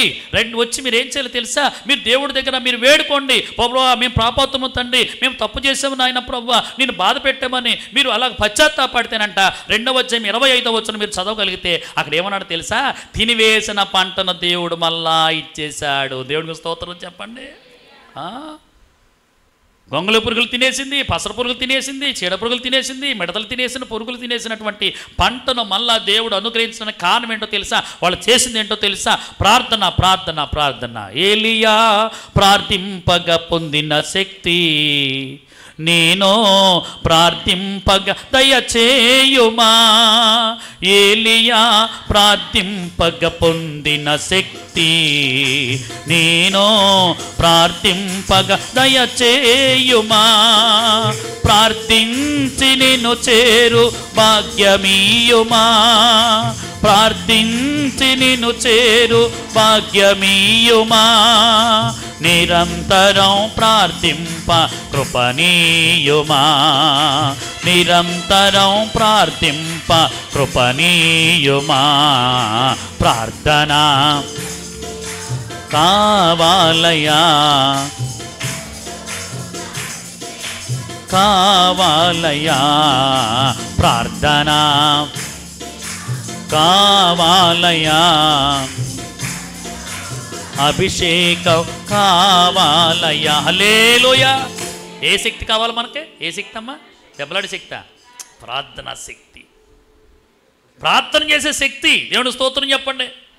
మగోళ్ళు కూడా ప్రార్థన చేస్తున్నారు తెలుసా. ఆడోళ్ళు గ్రూపు వేరు, మగోళ్ళు గ్రూపు వేరు. మన మీకు సభలు జరిగినాయి కదా, అక్కడ సభలు జరుగుతున్నప్పుడు ఇంకో పాస్టర్ గారు నేను అలా కూర్చున్నాం. లోపల స్తోత్రం స్తోత్రం స్తోత్రం అన్నాడు. ఈయన అన్నాడు, ఏంటండి సౌండ్ ఏంటని అంటున్నాడు ఈ పాస్టర్ గారు. అందరూ ఇక్కడే ఉన్నారు కదా, లోపల సౌండ్ ఏంటని మెల్లిగా వెళ్ళి చూసాడంట. అక్కడ కొంతమంది ప్రార్థన చేసేస్తున్నారు. దేవుని స్తోత్రం. ఏంటి ప్రార్థన అంటేనంట, ఈ సభ బాగా జరగడానికి, సభ జరిగినంతసేపు వాళ్ళ ప్రార్థన అక్కడ. దేవుని స్తోత్రం చెప్పండి. అది ఎడతగని ప్రార్థన అండి. ఎక్కడ చేస్తున్నారండి? ఆదిమ సంఘంలో ప్రార్థన. ఈరోజు ఆ ప్రార్థన మీ సేవకుడు నేర్పించాడు మీకు. ప్రార్థన చెయ్యాలి, ప్రార్థన చెయ్యాలి, ప్రార్థన చెయ్యాలి. క్రైస్తవుడు మగవాడైనా, ఆడోళ్ళైనా, ముసలోళ్ళైనా, ముట్టుకోళ్ళైనా, పాస్టర్ గారైనా ఎవరైనా సరే ప్రార్థన చేయాలి. ఎడతెగన ప్రార్థన చేస్తారు. అంతేకాకుండా వాళ్ళు ఇంకెలాగో తెలుసా, ఏక మనస్సు కలిగి ఉన్నారంట సంఘం వాళ్ళు అందరూ. దేవుని స్తోత్రం చెప్పండి అమ్మా. ఏ మనసు కలిగి ఉన్నారా? ఏక మనసు అంటే ఏంటి? ఒకటే మనసు. చర్చలో కొంతమంది 10 కుటుంబాలు ఉంటాయా? 10 గ్రూపులు. 10 గ్రూపులు. వాళ్ళు కొంతమందికి సంఘాల్లోనండి కులాలు ఉంటాయి. కులాలు ఏంటి తెలుసా, అలా అందరూ ఒకటైపోతూ ఉంటారు. కొంచెం వాటికి వెళ్తే అన్నారు, మీరండి మీరు మా వాళ్ళేనా అని అడుగుతున్నారా? మా వాళ్ళు ఏంటి బాబా, ఇది ఎక్కడ గొడవ ఏంటి? మా వాళ్ళు అంటే అర్థం ఏంటమ్మా? మా కులమేనా అని. సంఘంలో కూడా ఏమొచ్చేసింది? కులవాళ్ళు. మరి అందరూ గ్రూప్ వద్దునా, మనం అందరం 6 గ్రూపు. ఎవరేళ్ళు కులం అన్నమాట వీళ్ళు. మనది ఏ కులం రా? రాజులైన యాజకులం. అబ్బా, మన కులాలు ఉన్నాయా? లేవు కదా, లేవు కదా. రక్తం, ఏ రక్తం అది? యేసు రక్తము. అందరికీ తండ్రి ఒకటే కదా. ఆ రక్తంలో కడబడ్డాం. మనకు నాన్న ఒక్కడే, అమ్మలు వేరు కానీ నాన్న ఒక్కడే కదా. ఏక మనసు ఉండదు. కొంతమందికి గ్రూపులు డిస్కషన్ అనమాట. ఓ ఏదన్నా మాట చెప్పామనుకోండి, కొంతమంది అంగీకరిస్తారు, కొంతమంది అంగీకరించరు. బాబు ఇప్పుడు ఎట్టాలంటే కోటాలంటాడు ఒకడు. బాబా అంత ఖర్చు అవసరం ఏంటి అంటాడు ఇంకొకళ్ళు అంటారు ఇప్పుడు ఎట్టాలంటే పనులన్నీ అయిపోయిన తర్వాత ఏమన్నప్పుడు చచ్చిపోతే. సేవకుడు చెప్పినప్పుడు ఒకే నిర్ణయం తీసుకునేవారంట ఆ సంఘంలో. దేవుని స్తోత్రం చెప్పండి. ఏ మనసమ్మా? ఏ మనసునా? ఏక మనస్సు. ఏక మనసు. కొంతమందికి ద్విమనస్సు ఉంటుంది. ద్విమనస్కులు దేవుడు రాజ్యానికి వారసులు కాదు వాళ్ళు. ద్విమనస్కులు రెండు మనసులు ఉంటాయి. 133వ కీర్తన 1వ వచనం అంటాడు, సహోదరులు ఐక్యత కలిగి జీవించుట ఎంత మేలు, ఎంత మనోహరమో. సంఘములో ఉన్న వాళ్ళందరూ ఏక మనసు కలిగి ప్రార్థన చేయాలి. ఏక మనసు కలిగి ప్రార్థన చేయాలి. అందుకని ఏలియా పాస్టర్ గారికి కోపం వచ్చిందా లేదమ్మా? ఏలియా పాస్టర్ గారికి ఎందుకు కోపం వచ్చింది? ఆయన అన్నాడు, ఎన్నాళ్ళ మట్టుకు మీరు 2 తలంపులుగా ఉంటారు? 2 తలంపులుగా ఎన్నాళ్ళ మట్టుకు ఉంటారు మీరు? యెహోవా దేవుడైతే మీరు రండి, బయలు దేవుడైతే అలాగే వెళ్ళిపోండి. మీరు 2 తలంపులు ఏంటి? అటు ఉంటారు అమ్మ, అటు ఉంటారు, ఇటు ఉంటారు, అటు ఉంటారు, ఇటు ఉంటారు. ఇల్లు కట్టుకోవాలనుకోండి, ప్రార్థన ఎవరు చెయ్యాలి? పాటర్ గారు చెయ్యాలి. అమ్మ, ముహూర్తం ఎవరు పెట్టాలి?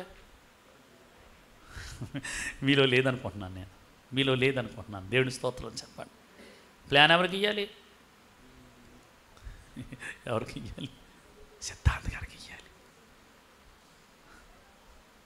హల్లెలూయా. అద్దింటికి ప్రార్థన చేయడానికి రమ్మందో మనిషి. అద్దింటి ప్రార్థన చేయడానికి రమ్మంటే అద్దింటి సొంత ఇల్లు ఏంటిది ఏమన్నానే? అద్దిల్లు. అద్దింట్లో రెండు ఆడబడుచుని గౌరవించేసింది అప్పుడే ఆ మనిషి. ఆ ఆడబడుచు ఏం చేసిందంటే బిందులో నీళ్ళెట్టుకుని రెడీగా ఉంది. అది ఇప్పుడు నీళ్ళు బిందుతో రావాలంట. ఇప్పుడు మేము దేనికి ప్రార్థన చేయాలమ్మా? నీళ్ళు బిందుగా ఏ మనసు వెళ్ళదే? ప్రార్థన మనసు ఉంది. చూసారా ఎంత దుష్ట మనసు అంటే ఇది? దుష్ట మనసు. ఈ లోపల ప్రార్థన చేసాం. సరే ఏమనంటే మనం బాధపడతాం కానీ ప్రార్థన చేసి ఎత్తేనంటుంది. ఉండండి అయ్యగారు ఏమన్నా తాగెళ్ళి కానీ తాగడం కాదు, పాలు పొంగించేస్తున్నారు. అక్కడ అంతగానే పాలు పొంగించేస్తున్నారు. అది ఓ పెడుతుంది ఆవిడ. ఏంటంటే వదిన 3 పొంగులు పొంగినయ్యా. 3 పొంగులు పొంగడం ఏంటి?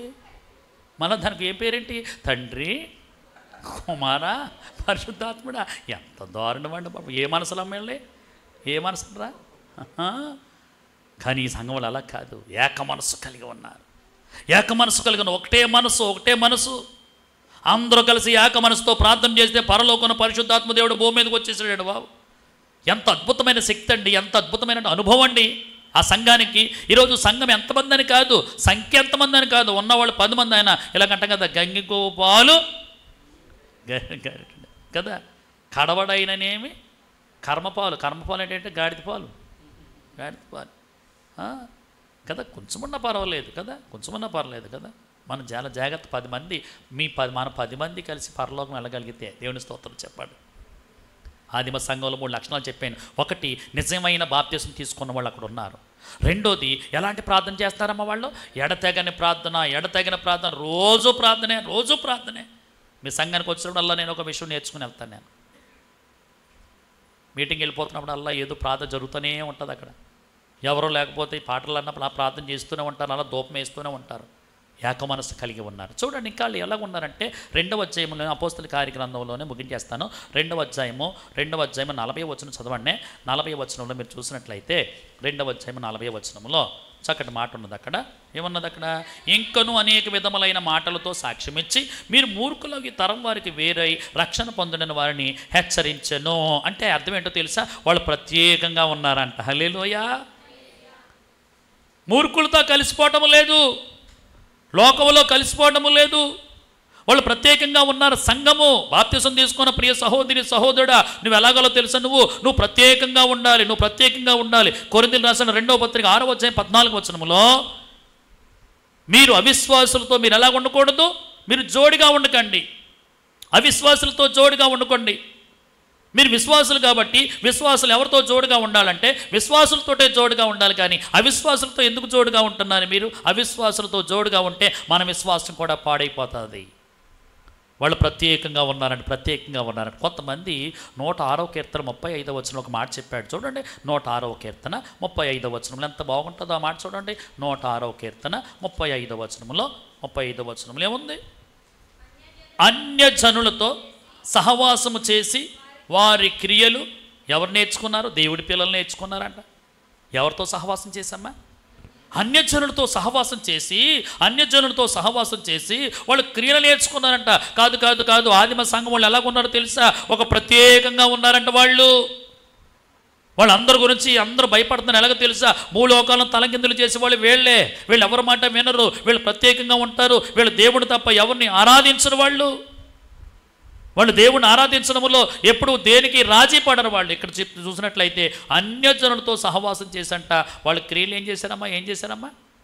వాళ్ళు క్రియలు నేర్చుకున్నారంట. మరి మీ ఊళ్ళో ఎలా ఉంటారో తెలియదు.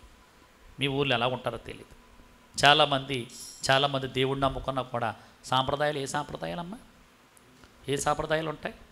పెళ్లి చేశారు. ఒకరికి పెళ్ళి అంటే పరిశుద్ధ వివాహము అనండి. పరిశుద్ధ వివాహానికి పెళ్లి కొడుకుని తీసుకొస్తారు. అప్పుడు పాడతారేంటి? పరిశుద్ధ. ఆ తర్వాత పాపం ఎప్పటి నుంచో చూస్తాడమ్మా పెళ్లి కొడుకు రాదా, పెళ్లి కూతురు ఎప్పుడు ఎన్నో పాటలు పాడగా ఆ పిల్ల వస్తుంది. ఆ పిల్ల వచ్చినప్పుడు ఈయన్ని నిలబెట్టేస్తారు, అందరినీ నిలబెట్టేస్తారు, ఆ పిల్ల కూడా వస్తుంది. మళ్ళీ పాట ఏంటి? పరిశుద్ధ. అయిపోయింది. మొత్తం మీద ఇద్దరిని కూర్చోపెట్టారు. పాటర్ గారు వాక్యం చెప్పేశారు, పెళ్లి చేసేసారు, ప్రార్థన చేసేసారు. అయినా ఇద్దరుగా ఉన్నారు తండ్రి, ముగ్గురుగా కానీ నలుగురుగా కానీ తండ్రి. అయినా వీళ్ళు చూడండి, నలుగురు అంటే ఏంటి? కవల పిల్లలు అనమాట. ముగ్గురంటే ఒక పిల్లడు పుడితేనండి. మొత్తం మీద దీవించేసాము, వెళ్ళిపోగానే 3 నెలలు పోయిన తర్వాత ఆషాఢ మాసం వచ్చింది. ఏ మాసం వచ్చిందమ్మా? ఆషాఢ మాసం వచ్చింది. పాటర్ గారా ప్రార్థన చేద్ది కానీ పిల్లల్ని పంపిస్తున్నావు రండి అన్నాను. పాటర్ గారు ఎందుకు అనుకుని వెళ్ళారు. అమ్మా ఏంటి అనగానే అదేనమ్మా అది ఆషాఢ మాసానికి పంపిస్తున్నామంటే పిల్లల్ని ఎక్కడికి ఆషాఢ మాసం ఎవరిది అమ్మా? ఆషాఢ మాసం ఎవరిది? ఇప్పుడు మేమేం ప్రార్థన చేయాలి ప్రభువా? ఈ మసిమోకం పిల్లకి తండ్రి పరిశుద్ధ వివాహం చేశాను ఆయన. ఆ మసిమోకం అక్కడ ఉన్నాడు తండ్రి నాయన ప్రభా. ఈ పిల్లనంట ఆషాఢ మాసం తీసుకెళ్తున్నారన్న. ఆషాఢ మాసంలోనంట అల్లుడు అత్తగారింటికి వస్తే అత్తగారు చచ్చిపోతుంది. నా పెళ్ళి అయినప్పుడు కూడా అలాగే అన్నారు. కావాలని వెళ్ళిపోయి ఇంకా బతికుంది మా అత్తగారు. అందుకని ఆ నెలలు ఎక్కడ ఉండాలంటే బండి వేసుకుని ఆ కొంపకి ఈ కొంపకి వీళ్ళ ఇంటికి వెళ్ళకూడదంట. అయ్యి బాబు, పైగా ఏ పెళ్ళమ్మా? పరిశుద్ధ ప్రభువా వరాదూతలైనాను ఏ మాసం అది? ఆషాఢ మాసం. మనకెందుకండి బాబా? దేవుని స్తోత్రం చెప్పండి. ఆషాఢ మాసం మనకెందుకు చెప్పండి? గల్తీపత్రిక 4:10 చెప్పాడు, మీరు దినములను మాసములను ఉత్సవ కాలంలో మీరు ఏం చేస్తున్నారో తెలుసా? ఆచరిస్తున్నారు. మా ఇంటి దగ్గర ఒక ఆవిడ అంటుంది, బాబా ఎంత బాగా కన్నులు 2 సరిపోవట్లేదు బాబా. ఆ పందిరిలో పండగలో ఆ పోగరాలు చూస్తుండంట 2 కళ్ళు సరిపోవట్లేదు. దాని కొడమ ఎందుకంటే దీనికి చెప్పండి. దినములు విచిత్రం ఏంటో తెలుసా? ఒక కుటుంబం అండి, ఆయన చనిపోయాడు, పెద్ద ఆయన చనిపోతే నవంబర్ నెల 6వ తారీఖు ఎప్పుడో చనిపోయాడు. నన్ను వచ్చి అడిగారు వాళ్ళు, వేరే సంఘం నన్ను వచ్చి అడిగారు, మా చుట్టాలన్నమాట వాళ్ళు. ఏమండి మరి ఎప్పుడు సంవత్సరం మరి ఎప్పుడు చేయాలి జ్ఞాపకార్థం కొట్టం అనగానే అదే రోజు అటు ఇట్లో మీరు చేసేయండి అనగానే ఆడ చుట్టాలు అన్నారంట 1 నెల ముందు చేయమన్నారంట. ఎప్పుడు? ఎన్నో నెలలోనూ? 11వ నెలలో చెయ్యాలంటమ్మా. అది ఎప్పుడు? ఎవరేళ్ళో చచ్చిపోయినప్పుడు పెట్టులో ఎట్టాము, పాడినప్పుడు ఏమో యేసుబాబు పాటలు పాడాము, కూటమేమో యేసుబాబు కూటమి పెట్టాము. దేవుని స్తోత్రం.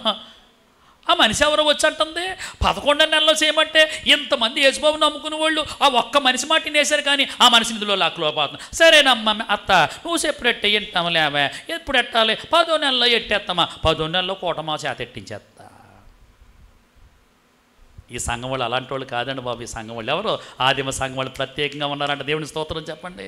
రోమపత్రిక 12:2 అదే చెప్పాడు, మీరు లోక మర్యాదను చెప్పండి, మీరు అనుసరించకండి. మీరు రోమపత్రిక 13వ ఉంటుంది, లోక మర్యాద కాదు దేవుడి మర్యాద. అది 12వ లోక మర్యాద ఉంది, 13వ దేవుడి మర్యాద ఉంది. దేవుడు నమ్ముకున్న వాళ్ళందరూ ఏ మర్యాద పాటించాలి? దేవుడి మర్యాద. దేవుడు ఏం చెప్తుంది చెయ్యాలి. ఆ దేవుడు ఏం చెప్పాడో సేవకుడు చెప్తాడు అంతే. దేవుని స్తోత్రం చెప్పండి. ఎప్పుడు చెయ్యాలో సేవకుడిని అడగాలి. మీరు సేవకుడు చెప్పినట్టు మీరు వినేయాలి. అలా చేస్తేనంట మీరు ప్రత్యేకంగా ఉన్నట్టంట. హల్లెలూయా.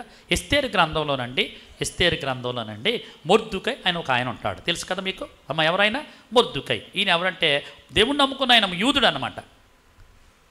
హామానుడు ఒక ఆయన ఉన్నాడు, ఆయన దేవుడు అంటే ఎవరో తెలీదు, చాలా భయంకరుడు. ఆ మంత్రి గారు లోపలికి వస్తుంటే ఈ మొర్దుకై నమస్కారం పెట్టట్లేదు. అందరూ నమస్కారం పెడుతున్నారు కానీ ఒక్కడే నమస్కారం పెట్టట్లేదు. కోపం వచ్చేసింది దీనికి. కోపం వచ్చేస్తే ఎందుకు నమస్కారం పెట్టట్లేదని ఆలోచిస్తేనంట దేవుడికి తప్ప ఎవరికి నమస్కారం పెట్టరు, ఎవరికి దండం పెట్టరేళ్ళు దేవుణ్ణి నమ్ముకునే వాళ్ళు. ఇది చూస్తే ఇక చాలామంది ఉన్నారు. అప్పుడు ఈ మంత్రి గారు వెళ్ళి రాజుగారికి ఏం సాక్ష్యం చెప్తున్నాడంటే, రాజా మన 127 సంస్థానాల్లో ఒక జాతి వారు ఉన్నారు. 127 సంస్థానాల్లో ఎస్తేరు గ్రంథం 3వ అధ్యాయం 8వ వచనం ఉంటుందన్నమాట. అది మన మన మన 127 సంస్థానంలో రాజా ఒక జాతి వారు ఉన్నారు. అక్కడో 10 మంది, అక్కడో 10 మంది ఉన్నారు. వాళ్ళు తక్కువ జనమైనా కానీ వాళ్ళు ఎలాగున్నారో తెలుసా? వాళ్ళ పనులు, వాళ్ళ విధులు, వాళ్ళు చేసే పనులు మన వాళ్ళ కంటే వేరుగా ఉన్నాయి. మనకలా ఉండట్లేదు. వాళ్ళ పనులు వేరుగా ఉన్నాయండి. ఈరోజు మన పనులు అలాగ ఉన్నాయా అమ్మా? చాలామంది ఎలా కలిసిపోతారో తెలుసా?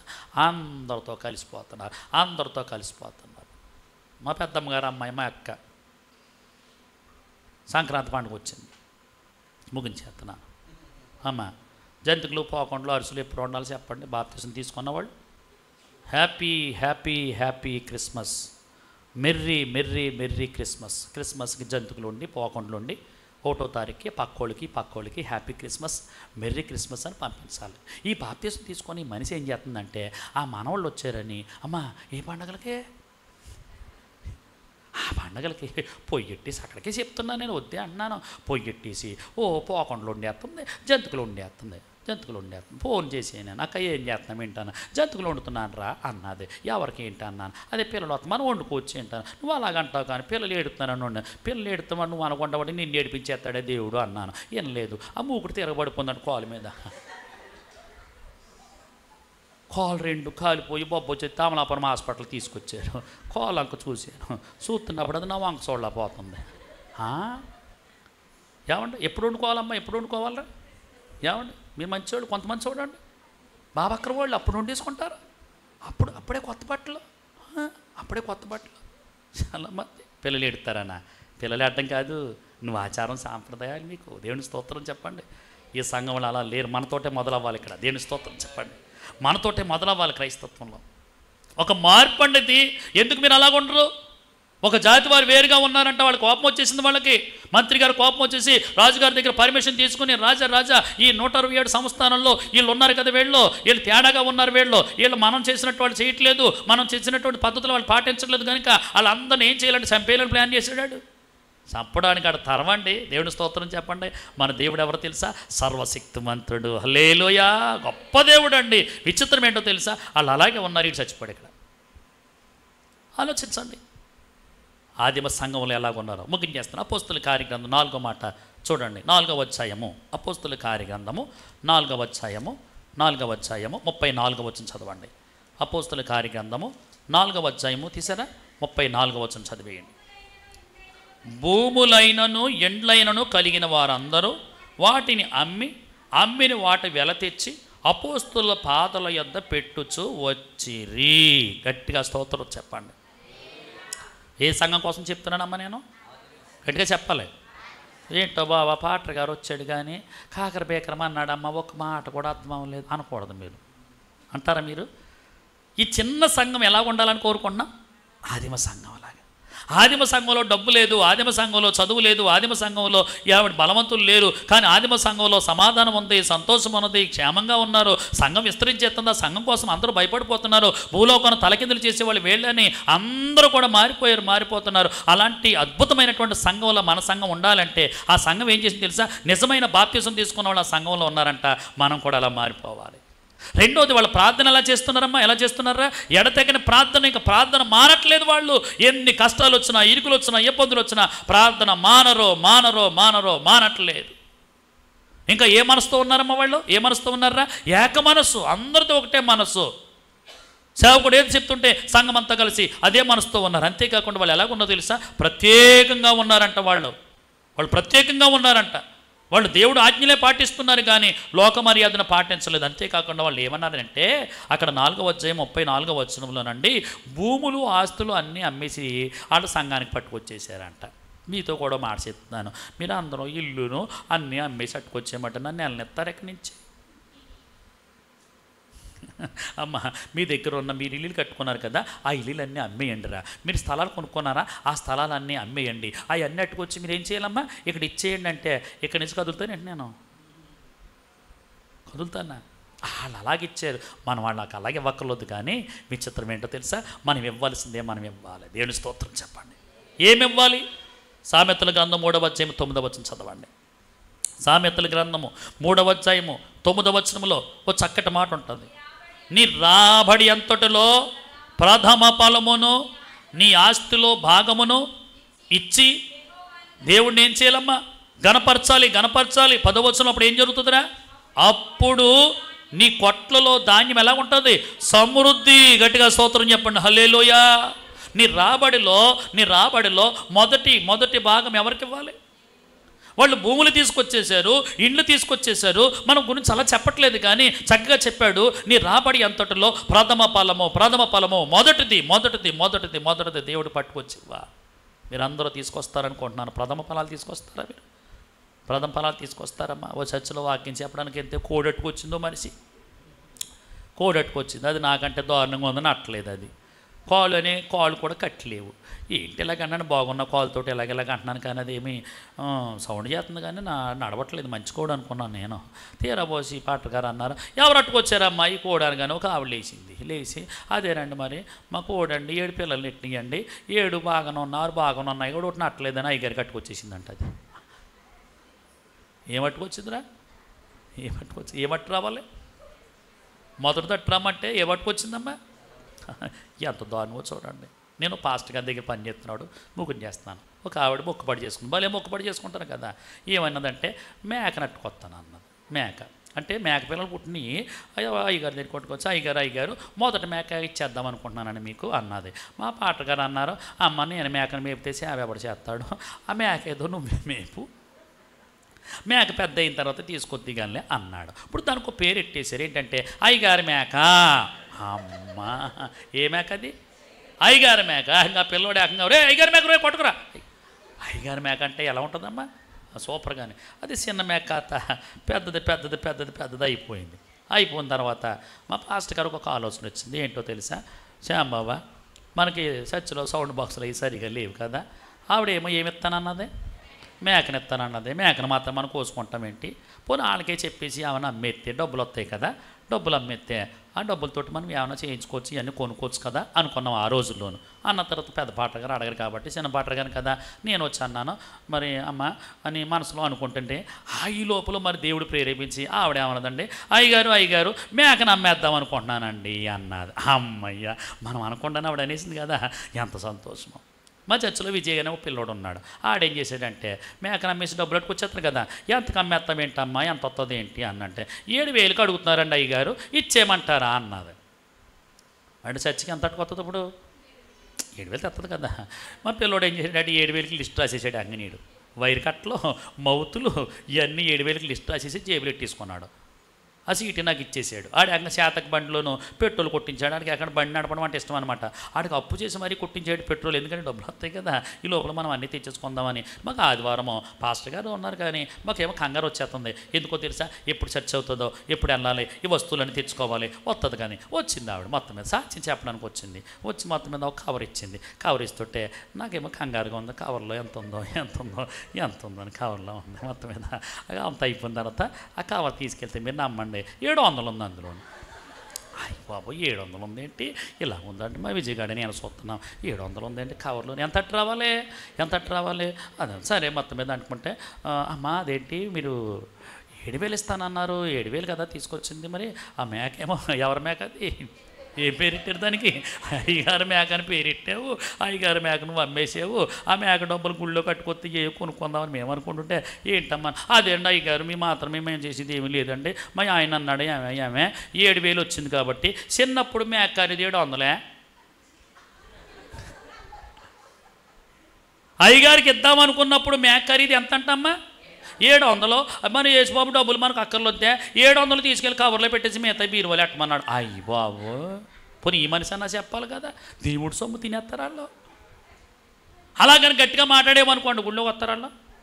ఇక్కడ ఏం రాయపడి ఉంది, నీ రాబడి అంతట్లో ఏం చేయాలి, ప్రథమ ఫలము. మరి ఈ సీట్ మేమేం చేస్తామో, సీట్ చేతిలో పట్టుకుని ప్రభా ఏంటి తండ్రి, ఆడేమో డబ్బులు ఎట్టేమో పెట్రోల్ కొట్టించేసాడు, ఆడు కంగారుగా ఆడు నాకంటే కంగారుగా ఉన్నాడు, ఏంటన్నయ్యా ఇలా జరిగిందని. ఏం జరిగిందో మీరు నమ్మండి, 2 మేకలు ఉన్నాయంటే ఇంకానే వాళ్ళ అబ్బాయి తాగుపోతాడు, ఒకటేమో ఆడమ్మేశాడు, ఒకటేమో ఆటో ఏదో గుద్దేసిందంట. అయ్యి బాబోయ్, పగబా వచ్చేసింది చర్చిలోకి. అయ్యగారు తాగుబోతు కొడుకు, అయ్యగారు మేకను అమ్మేశాడు. అమ్మడేంటి మరి, అమ్మనేంటి 700 అట్టుకొస్తుందా? దేవుడు సొమ్ము తినేసి వాళ్ళు ఉన్నారు. ఆదిమ సంఘం వాళ్ళు అలా కాదండి, వాళ్ళు ఎంత త్యాగం చేసేసారంటండి, వాళ్ళ భూములు, వాళ్ళ గృహాలు అన్నీ అమ్మేసేసి దేవుడి పని. ఈరోజు నేను అంటున్నాను, దేవుడి మందిరంలో ఉన్న వాళ్ళు కొంతమంది అండి, వాళ్ళు ఎంత గట్స్ కలిగి ఉంటారంటే దేవుడి పని చేయడంలో వాళ్ళ ముందు ఉంటారండి. దేవుని స్తోత్రం చెప్పండి. మన సంవత్సరం నేను 1 వారం రోజులు కుటుంబాశ్రద్ధ కూడుకులు పెట్టాను. నాకు భయం వేసింది. ఏంటంటే 3 రోజులు పెట్టుకుంటే బాగుండు అని మనసులో అనుకుంటే, నా మనసులో ప్రేరేపణ ఏంటంటే 7 రోజులు పెట్టాలి, వారమంతా పెట్టేయాలి అన్నప్పుడు ఒకరోజు మీ పాస్టర్ గారు కూడా వచ్చారు, వాక్యం చెప్పడానికి. రోజు మీ పాస్టర్ గారు వచ్చారు. అయితే నా కోరిక ఏంటంటే, వారం రోజులు భోజనాలతో మీటింగ్ పెడితే ఎలా ఉంటుంది అనిపించింది. అమ్మా, కోరికలకు అద్దుపద్దు ఉండాలి కదా. ఇప్పుడు 3 రోజులు కోటాలు ఎన్ని రోజులు పెంచేశాను నేను, వారం పెంచేశాను. పోనీ వారం రోజులు మామూలుగా ఉంటారు, పాటలు గారు వస్తారు, వాక్యం చెప్పేస్తారంటే నా కోరిక ఏంటంటే 7 రోజులు మీటింగ్లు పెట్టేసి 7 రోజులు సంఘం అంతటికి భోజనాలు పెట్టి, వచ్చిన వాళ్ళందరికీ కూడా భోజనం పెట్టి, పాస్టర్ గారికి భోజనం పెట్టి, మంచి ఫీజు ఇచ్చి మేము అలా చేసుకుంటే బాగుంటుందని ప్రార్థన చేయగా ఆదివారం అన్న భార్య ఉన్నది. సరేనండి, మనం ప్రకటించుకున్నాం కాబట్టి మనం ఏదో చేద్దాంలేండి అన్నప్పుడు నేను ఈ చర్చిలో ప్రకటన చేశాను అనమాట. ప్రార్థన చేసుకుని ప్రభా మీరు ఎవరిని ప్రేరేపిస్తారని చెప్పేసి నేను ప్రకటన చేయగానే అందులో ఒక మనిషి లేచింది. ఆ మనిషి ఏం చేస్తుందంటే హోటల్లో సామాన్లు కడుగుతుందమ్మా. ఎక్కడ? హోటల్లోనూ సామాన్లు కడిగే మనిషి లేచి అంటుంది, అయ్యగారు మొదటి రోజు వచ్చిన వాళ్ళందరికీ భోజనాలు నేనే పెడతాను, పాటర్ గారికి ఎంత ఫీజు అయితే అంత ఫీజు నేను ఇస్తాను, ఎంతైతే చెప్పండి అన్నది. సరిగా ఎన్నదా లేదో అనిపిస్తుంది నాకు. ఏం చేస్తుంది ఆవిడ? ఏమన్నా సచివాలయంలో ఉద్యోగం ఆవిడ? పోనీ సచివాలయంలో ఉద్యోగం చేస్తున్నారు, పోనీ 25,000 30,000 వస్తుంది అనుకుంటే పోనీ ఓ నెల జీతం పట్టుకొచ్చి ఖర్చు పెడుతుంది అనుకోవచ్చు. పైగా ఏ పని చేస్తున్నాం ఈ మనిషి? హోటల్లో సామాన్లు కడిగే మనిషి. ఆ మనిషికి 200 300 ఇస్తారు రోజంతా పని చేస్తేనే. సామాన్లు కడిగే మనిషి. అమ్మ అలా కాదు, మరి ఏమండోయ్ మీరు బాగానే అన్నారు, నేనే చెప్తున్నాను పాటర్ గారా, మొదటి రోజు మాత్రం నాకు ఇచ్చేయండి అన్నది. ఎప్పుడైతే ఆ మనిషి లేచిందో మిగతా 6 లేచిపోయారమ్మా, గబగబా లేచిపోయారు. 2వ రోజు నేనండి, 3వ రోజు నేనండి, 4వ రోజు నేనండి, ఇంకా 2 మిగిలిపోయారు. వీళ్ళిద్దరు నేను చేయను. నేను ఇంటికి వెళ్ళిన తర్వాత ఆశ్చర్యం వేసింది. మీరు నమ్మండి, సంఘంలో ఎంతమంది ఉన్నారో అంతమందికి భోజనం ఆ మనిషి తయారు చేయించింది. ఒక్క ఫ్యామిలీ అండి. వచ్చిన సేవకుడికి కవర్లో ఆ ఫీజు పెట్టేసి నా దగ్గరికి పట్టుకొచ్చి పాస్టర్ గారికి ఎంత ఇవ్వాలని అడిగి అది పట్టుకొచ్చి నా దగ్గర పెట్టేసి, కిందేమో పాస్టర్ గారికి భోజనాలు పెట్టేవారు, సంఘంలోనేమో అబద్ధం చెప్పట్లేదు, మీరు వచ్చారు కదా, పిల్లలు కూడా వచ్చారు, దేవుని స్తోత్రం చెప్పండి. కింద పాస్టర్ గారికి భోజనాలు ఏర్పాటు చేసి కవర్ రెడీ చేశారు వాళ్ళు. పైన సంఘం అంతటికీ కూడా భోజనం రెడీ చేశారు. అవి నిజంగా ఆలోచన చేస్తుండాలి. అదంతా ఆలోచిస్తున్నప్పుడు పాట గుర్తొచ్చింది, కంటికి కనబడవు హృదయానికి అంతు చిక్కావు. ఒక ఫ్యామిలీ సాక్ష్యం ఏం చెప్తున్నారో తెలుసా వాళ్ళు? అయ్యా ఒక రోజు మేము భోజనం పెట్టినందుకు సెప్టిక్ ట్యాంక్ ఉంటుంది కదా, సెప్టిక్ ట్యాంకు అదంట ఎక్కడెక్కడో ఎస్యానులోనంట ఇంచుమించుగా 30 ట్రిప్పులు ఏం చేసేవాళ్ళు తోడించుకున్నారంట. చప్పలు కొట్టలేండి మీరు, దేవుడు స్తోత్రం చెప్పండి. ఒకే రోజు 30 ట్రిప్పులు తోడాలన్నారంట. ఒక ట్రిప్ వస్తే బాగుండు అనుకునేవాళ్ళు ఒక్కరోజు భోజనం పెడతానంట. మీ వాహనం వచ్చి మీ ట్యాంకర్ మాకు ఓఎన్జీసీకి పంపించమన్నారంట. ఓఎన్జీసీకి పంపిస్తానంట. 30 ట్రిప్పులు అంట. ట్రిప్పుకి 2,000. 30 ట్రిప్పులు ఎంత అంటారు చెప్పండి? 60,000.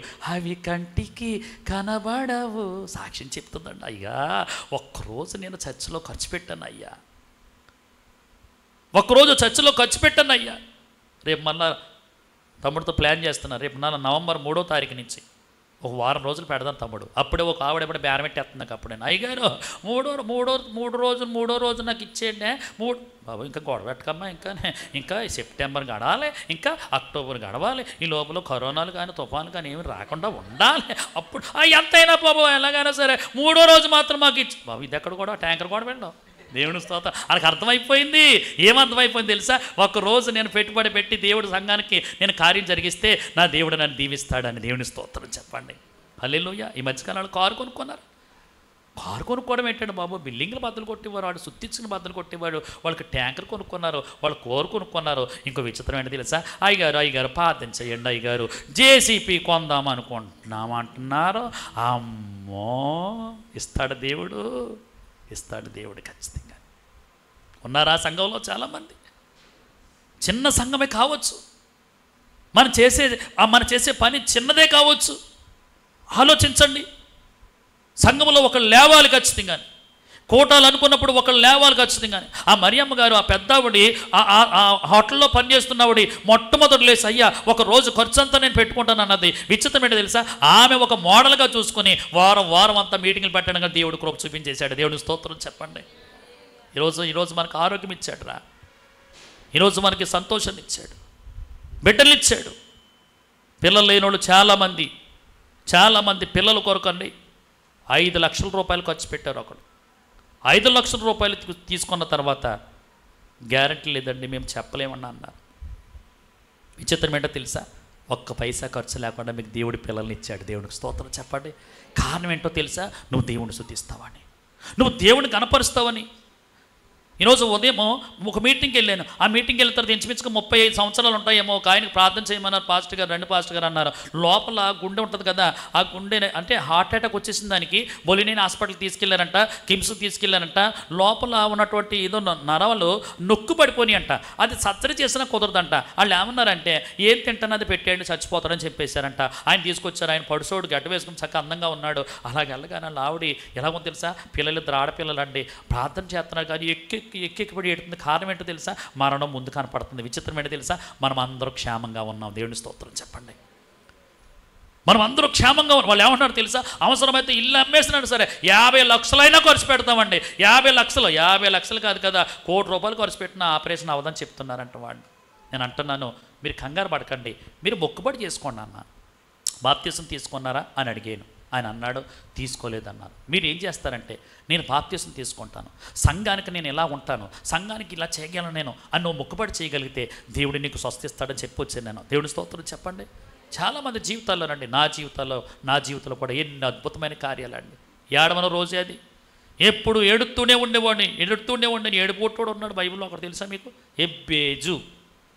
ఎబ్బేజు అంటే అర్థమేంటో తెలుసా? వేదన పుత్రుడు. మా అమ్మ అనేది మా మేనమామలతోటి మా పెద్దమ్మతో ఏమనేది తెలుసా? అన్నయ్య 5 పిల్లల్లోనూ 4 పర్వాలేదు, 4 బట్టి సంతోషంగా ఉంది. ఈ అవుటోడు ఒక్కడే ఇలాగే అవుటోడుగా పుట్టేశాడు. వీడు పోనీ ఒక్క కాలు కాదు కదా, ఈ 2వ కాలు ఒళ్ళంతా కూడా చచ్చిపడిపోయింది, నాకు ఏం అర్థం అవ్వట్లేదు. వీడిని బట్టి రోజు ఏడుతున్నాను. మా అమ్మాయి ఆడమే నేను ఆడమే.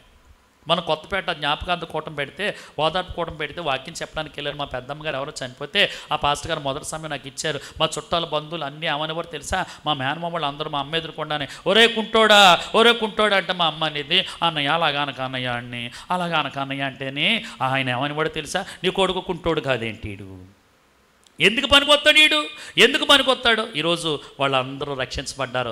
అందరూ కూర్చోబెట్టి నన్ను అక్కడ కూర్చోబెట్టి వాక్యం చెప్పించండి దేవుని స్తోత్రం చెప్పండి. అప్పుడు నాకు అనిపించింది, నా కన్నీరు తుడుచువాడా, నేనున్నానని అన్నవాడా, అయ్యా కానెన్నాడు నేననాదను, అయ్యా కానెన్నాడు నేనన్నాదను, అయ్యా కానెన్నాడు నేనన్నాదను, తండ్రి కానెన్నాడు నేనన్నాదను. ఎక్కి ఏడుపొచ్చినా, ఎక్కిరింతల పాలైనాను, ఎక్కి ఏడుపొచ్చినా, ఎక్కిరింతల పాలైనాను. నా కన్నీరు తోడోచు వాడా, నేనున్నానని అన్నవాడా, అయ్యా కానెన్నాడు నేననాథను, తండ్రి కానెన్నాడు నేననాథను. దేవుడికి స్తోత్రం. ఉద్యోగాన్ని విడిచిపెట్టినప్పుడు అన్న అందరూ ఏమన్నారు తెలుసా? ఉద్యోగాన్ని విడిచిపెట్టినప్పుడు అందరూ ఏమన్నారు తెలుసా? మీ అబ్బాయికి బుర్రకాను పాడైపోయిందా, మతి స్థిమితం అయిపోయిందా ఏంటి? చేస్తున్న ఉద్యోగం మానేస్తాడంటాడేంటి? వికలాంగుల కోటాలో బోల్డ్ ఉద్యోగాలు, సచివాలయంలో కూడా లాస్ట్ టైం ఉద్యోగం వచ్చేలాగా నాకు ఉద్యోగం అక్కర్లతో త్యాగం చేసేసాను. కారణం ఏంటో తెలుసా? నా దేవుడి కొరకు త్యాగం చేశాను. 2-3తోటే సేవ ప్రారంభించాను. నాకు దేవుడు మంచి భార్యనిచ్చాడు. ఆ అమ్మాయి కూడా మనం ఎలాగంటే నేను అలాగే జీవిస్తాను, నాకు ఏం అక్కర్లేదు, దేవుడి కొరకే జీవిద్దాం, దేవుడి కొరకే ఉందాం అన్నప్పుడు విచిత్రం ఏంటో తెలుసా?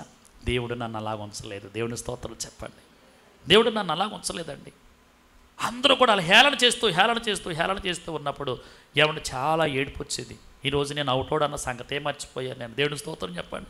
ఎవరైనా కనపడి మీరు హ్యాండిక్యాప్డ్ అంటే తప్ప, ఒక చోట ప్రార్థన చేయడం, వాక్యం చెప్పడానికి వెళ్తే అలా కూర్చోబెట్టారు. ఆ పాటగారికి తెలియదు, ఇలాంటి పాస్టర్ గారు బుక్ చేశారు నన్ను. అక్కడ కూర్చున్నాను నేను. కూర్చుంటే షూ వేసుకుని బాడాగా కూర్చున్నాను. ఆయన ఏమో కూర్చొని చెప్తారు, వాక్యం అన్నారంట. నన్ను చూస్తేనేమో అవుటోడ్లో లేను, చూస్తుంటేనే పాస్టర్ గారు ఏమో డౌట్ పడుతున్నారు. ఏం చేస్తానండి. అప్పుడు వాక్యం ఇచ్చిన తర్వాత 2 అడుగులు ఎత్తే కానీ అర్థం అవ్వలేదు. ఎవడైనా అవుటోడ్ అంటే తప్ప అసలు అవుటోడ్ అన్న సంగతే మర్చిపోయిన. రేపు పగలో రాత్రి కాకినాడ వెళ్తాను నేను. హల్లెలూయా. శనివారం పగలో రాత్రి రాజమండ్రి వెళ్తున్నాను మళ్ళానే. ఏమండి, నడుము పక్కంతా అరిగిపోయింది. ఆ బండి ఎలాంటి బండి? అది ఎలాంటి బండి? 3 చక్రాల బండి. విచిత్రం ఏంటో తెలుసా? ఇదే త్యాగపూరితమైన జీవితం. దేవుని స్తోత్రం చెప్పండి. చాలామంది ఆరోగ్యంగా ఉన్నారు, చాలామంది ధనవంతులుగా ఉన్నారు.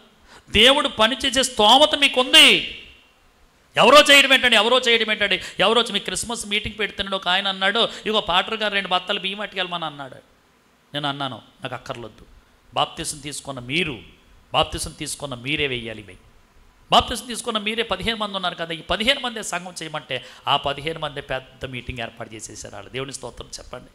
అలాంటి అనుభవం కలిగిన వాళ్ళు, త్యాగపూరితమైన వాళ్ళు, ఇచ్చేవారు ఏ సంఘంలో ఉన్నారు? ఎస్. 2 కొరింథీయులకు రాసిన పత్రికలో ఒక మాట చూపించేసి ముగించేస్తానే. కొరింథీయులకు రాసిన 2వ పత్రికలోనండి ఒక చిన్న సంఘం ఉంటుందిరా. 8వ అధ్యాయం తీయండి ఒకసారి. కొరింథీయులకు రాసిన 2వ పత్రిక 8వ అధ్యాయంలో మీరు చూసినట్లయితే మొదటి వచనం చదవండి అమ్మా. మొదటి వచనంలో, సహోదరులారా మాసిదోనియా సంఘములకు అనుగ్రహించబడిన దేవుని కృపను గురించి మీకు తెలియచున్నాను. వారు ఎలా ఉన్నారా? వాళ్ళు ఏలనగా వారు బహుశ్రమల వల్ల పరీక్షించబడగా అత్యధికంగా సంతోషించను, మరియు వారు నిరుపేదలైనను వారు దాతృత్వము బహుగా విస్తరించెను. పేదలా నిరుపేదలాళ్ళు? పేదలంటే ఎవరు చెప్పండి? పేదలంటే ఎవరంటే ఏదో అన్నం వండుకొని ఏదో పచ్చడి మెతుకులు తినేవాళ్ళు ఏమంటారమ్మా? పేదలు అంటారు. నిరుపేదలు అంటే అర్థం ఏంటో తెలుసా? పొద్దున్న సందాలు కలిసి ఒక్క పూట వండుకునే వాళ్ళు ఏమంటారో తెలుసా? నిరుపేదలు వాళ్ళు. కూటుకు లేని వాళ్ళు నిరుపేదలైనను వాళ్ళు దాతృత్వం అండి. ఆ సంఘంలో ఎలా ఉందో తెలుసా? కొరింథీ సంఘంలో కూడా లేదంట దాతృత్వం. దేవుని స్తోత్రం చెప్పండి. పౌలు చెప్తున్నాడు, కొరింథీ సంఘస్థులారా మీరేదో ధనవంతులు అనుకుంటున్నారు. ఈ మాసిదోనియా సంఘం చిన్న సంఘమే. పైగా అందులో ఉన్న వాళ్ళందరూ ఎవరో తెలుసా? పేదలు కాదు వాళ్ళు. ఎలాంటి వాళ్ళు? నిరుపేదలు వాళ్ళు. వాళ్ళు ఎలాగున్నారు తెలుసా? 5వ వచనంలో చెప్పాడు, వాళ్ళు ఏమన్నారు? ఇదియుగాక మొదట ప్రభువుకును దేవుడి చిత్తం వల్ల మాకును తమ్మును తామే అప్పగించుకొనని ఇంతగా చేయుదురని నేను అనుకోనలేదు. ఎంత గొప్ప సంఘం అండి ఇది. నేను అంటున్నాను, ఈ సంఘాన్ని బట్టి నాకు ఎంతో సంతోషంగా ఉంది. ఈ పరిచయం బట్టి ఎంతో సంతోషపడుతున్నాను. మీకు దేవుడు చక్కటి సేవకుడు ఇచ్చాడు. దేవుని స్తోత్రం చెప్పండి. ఈ ప్రాంతంలోనండి ఈ సేవ ఒక అద్భుతమైన సేవలాగా ఉండాలి. గట్టిగా స్తోత్రం చెప్పండి. ఒక అద్భుతమైన సేవ అండి. మీరు ఒకసారి మత్తయి సువార్తలో 26వ అధ్యాయానికి వచ్చేస్తేనండి, చూడండి ఒక మాట. మత్తయి సువార్త 26వ అధ్యాయంలో 26వ అధ్యాయం చూడండి ఒకసారి. 26వ అధ్యాయము 6వ వచనంలో ఏముంది? యేసు బేతనియాలో కుష్ఠరోగైన సీమోని అంట కూర్చున్నప్పుడు ఒక స్త్రీ మిక్కిలి విలువ గల అత్త జటామాంస తీసుకొని ఆయన వద్దకు వచ్చి ఆయన భోజనమునకు కూర్చొని ఉండగా దాన్ని ఆయన మీద తల మీద పోసెను. శిష్యులు చూసి ఏమన్నారు? కోపపడి, ఈ నష్టం ఎందుకు? దీనిని గొప్ప వెలకు అమ్మి పేదలకు ఇవ్వవచ్చునే అనిరి. యేసు ఆ సంగతి తెలుసుకుని, ఈ స్త్రీ నా విషయమై ఏం చేస్తుంది? మంచి కార్యము. హల్లెలూయా. ఈ స్త్రీ చూడండి, అక్కడ యేసుప్రభువారు ఉన్నారని తెలుసుకుని ఒక అత్తరుబుడ్డ అట్టుకొచ్చిందంట. అత్తరుబుడ్డ ఎంత ఉంటుందో చెప్పండి మీరు? ఎంత ఖరీదో తెలుసా? 1 సంవత్సరం జీతం అంట. సంవత్సరం పనిలోకి వెళ్ళిన పని డబ్బులన్నీ దాచి అత్తరు కొన్నదంట. అత్తరంతా కొనేసి పట్టుకొచ్చి దాన్ని పగలగొట్టేసి ఆయన మీద వేస్తుంటే చాలామంది వాళ్ళందరూ అన్నారంట, శిష్యులు అందరూ అన్నాం, ఈ మనిషి ఏంటి డబ్బు అంతా ఇలా తగిలేసేస్తుంది, డబ్బులంతా ఇలా తగిలేసేస్తుంది, ఏమైనా చేసుకోవచ్చు కదా, మేదలు ఇచ్చుకోవచ్చు కదా అని యేసుప్రభు అన్నారు. ఈమె నా విషయంలో ఏ పని చేసింది? మంచి పని చేసిందండి. చాలామంది ఏం చేస్తారో తెలుసా, వాళ్ళు త్యాగమైపోతారండి. 13వ వచనంలో రాశాడు. అక్కడ చూడండి, 13వ వచనంలో చూడండి, సర్వలోకమందు ఈ సువార్త ఎక్కడ ప్రకటించబడనో అక్కడ ఈమె చేసినదియు ఈమె జ్ఞాపకార్థంగా ప్రశంసించబడనని మీతో నిశ్చయంగా చెప్పుచున్నానని వారితో చెప్పిన. అత్తరు ఎప్పుడైతే చిమ్మిందోనండి, ఆ ఇల్లంతా కూడా ఏ వాసన వచ్చేస్తున్నారా? అబ్బా అత్తరు వాసన అండి. ఆ బాట ఎంత బాగుంటుంది ఆ భోజన పంక్తిలో. ఇల్లంతా కూడా ఏంటో తెలుసా, సువాసన. యేసుప్రభుకు అర్పణ చేయడానికంటే ఇంకా ఆ చేతికి ఎముక లేదండి బాబు. అత్తరపొట్టు తీసుకొచ్చిన సంవత్సరం సంపాదన తీసుకొచ్చి ఆయన దెమ్మరం చేసింది. అక్కడ అందరూ కొనుక్కుంటున్నారు. అంత ఇచ్చేయాలంటే నేను అంటున్నాను, ఇలాంటి వాళ్ళు ఎక్కడున్నారంట? ఏ సంఘంలో ఉన్నారా? ఆదిమ సంఘంలో. ముగించేస్తాను. ఇంకా ఆఖరికి అపోస్తుల కార్యగ్రంథం 8వ అధ్యాయం 4వ వచనంలో సువార్త ప్రకటిస్తున్నారంట వాళ్ళు. దేవుని స్తోత్రం. ఈ చిన్న సంఘమే కానీ ఎన్ని అద్భుతాలు, ఎన్ని ఆశ్చర్యకార్యాలు, ఎన్ని కార్యాలు చేస్తున్నారంట వాళ్ళు. ఆ సంఘం క్షేమంగా ఉన్నది, ఆ సంఘం సమాధానంగా ఉంది, దైవ భయంతో ఉన్నది, పరిశుద్ధాత్మ అనుభవంలో ఉన్నారు. సంఘము దినదినము విస్తరించబడడానికి కారణం ఏంటో తెలుసా? ఆ సంఘంలో ఉన్న లక్షణాలు చెప్పండి. ఒకటి, ఎలాగున్నారు వాళ్ళు? అందరూ కూడా నిజంగా రక్షించబడిన వారు ఆ సంఘంలో ఉన్నారు. హల్లెలూయా. అంతేకాకుండా ప్రార్థన ఎలా చేస్తున్నారా? ఎడతగిన ప్రార్థన మానట్లేదు. ఏ మనసుతో ఉన్నారు వాళ్ళు? ఏక మనసు. ఒక వ్యక్తి, ఒక పాస్టర్ గారు ఎలా చెప్తుంటే అందరూ ఒకే మనసుతో ఉన్నారు. ఇంకా ఎలా ఉన్నో తెలుసా? వాళ్ళు ప్రత్యేకంగా ఉన్నారంట. లోకంలో కలిసిపోలేదు వాళ్ళు, అందరూ లోకంలోకి వెళ్ళిపోతున్నా. వీళ్ళు మాత్రం తక్కువ మంది ఉన్నా సరే లోకానికి వేరుగా ఉన్నారంట. అంతేకాకుండా వాళ్ళ జీవితాలు, వాళ్ళ ఆస్తులు అన్నీ కూడా దేవుడి కొరకు ఖర్చు అయిపోయారండి బాబు. అంతేకాకుండా వాళ్ళు సువార్త ప్రకటిస్తున్నారు. మీకు కూడా అనిపిస్తుంది ఈ సంఘం గురించి ఎందుకు చెప్పానంటే, ఈ చిన్న సంఘానికి లక్షణాలు ఉన్నాయనిపిస్తుంది నాకు. దేవుని స్తోత్రం చెప్పండి. మీ పాస్టర్ గారు ఎక్కడైనా సువార్త మీటింగ్ పెడితేనండి, సువార్త మీటింగ్ పెడితే అక్కడ ఉన్న వాళ్ళు తక్కువ మంది, ఆయన పెద్ద సభలాగా పెట్టేస్తాడు ఆయన. చాలా సభలకు. ఎందుకో తెలుసా? చాలామంది సువార్త ప్రకటించాలి. సర్వలోకానికి మీరు వెళ్ళండి. మీరు ఏం చేయాలి? వెళ్ళి సువార్తను ప్రకటించండి. సువార్త ప్రకటించినప్పుడు నమ్మి బాప్తిసం పొందినవాడు ఏమవుతాడు? రక్షించబడును. నమ్మని వాడికి ఏంటి? శిక్ష. ఆ సువార్త కూడిక ఖర్చు పెట్టిన వాళ్ళలో ఒక్క ఆత్మ రక్షించబడితే ఈ 2 కోటాల్లో ఒక వ్యక్తి మారు మనసు పొందితేనండి, ఈ కోటాలకి ఖర్చు పెట్టిన వాళ్ళకి ఎంత ఆశీర్వాదమో దేవుని స్తోత్రం చెప్పండి. ఈరోజు రేపు కూడికలు జరుగుతున్నాయి. ఈ కూడికలు ఖర్చుతో కూడిన కూడికలే, కానీ వీటన్నిటిని కూడా కొంతమంది భారం వేసుకుంటారు. పాస్టర్ గారు అయితే ఏమి చేయలేరు, కానీ విశ్వాసులు నిజంగా ఆలోచన చేస్తుంటారు. మిమ్మల్ని చూసినప్పుడు నాకు అసూయ వస్తుంది. మీ సంఘాల్లో కార్యక్రమాలు చూసినప్పుడు ఎంత అద్భుతం అండి. నేనే కాదు, ప్రతి ఒక్కరూ కూడా సమా మినిస్ట్రీ గురించి ఎలా చెప్పుకుంటో తెలుసా? ఎక్కడొస్తుంది? ఒక్క వ్యక్తి చేస్తున్నాడంట. ఒక్క వ్యక్తి. వాళ్ళు ఏం చేస్తున్నారు? మామూలుగా ఆసామాసి పని చేసుకుని వాళ్ళు ఎంత చేస్తున్నారు? కారణం ఏంటో తెలుసా? వాళ్ళ సమర్పణ కలిగిన జీవితాలు అలాగ ఉన్నాయి. అలాంటి జీవితాలు కలిగి మనం అందరూ కూడా ఉండాలని అందరూ కూడా మోకరించండి. 2 చేతులు పైకెత్తి యేసయ్యా మీకు వందనాలు. ఆదిమ సంగమ పోలి మేము కూడా ఉండాలనుకుంటున్నాం అన్నవాళ్ళు నోరు తెరిచి స్తోత్రమయ్యా, ప్రార్థనలోకి పెంచండి. స్తోత్రమయ్యా.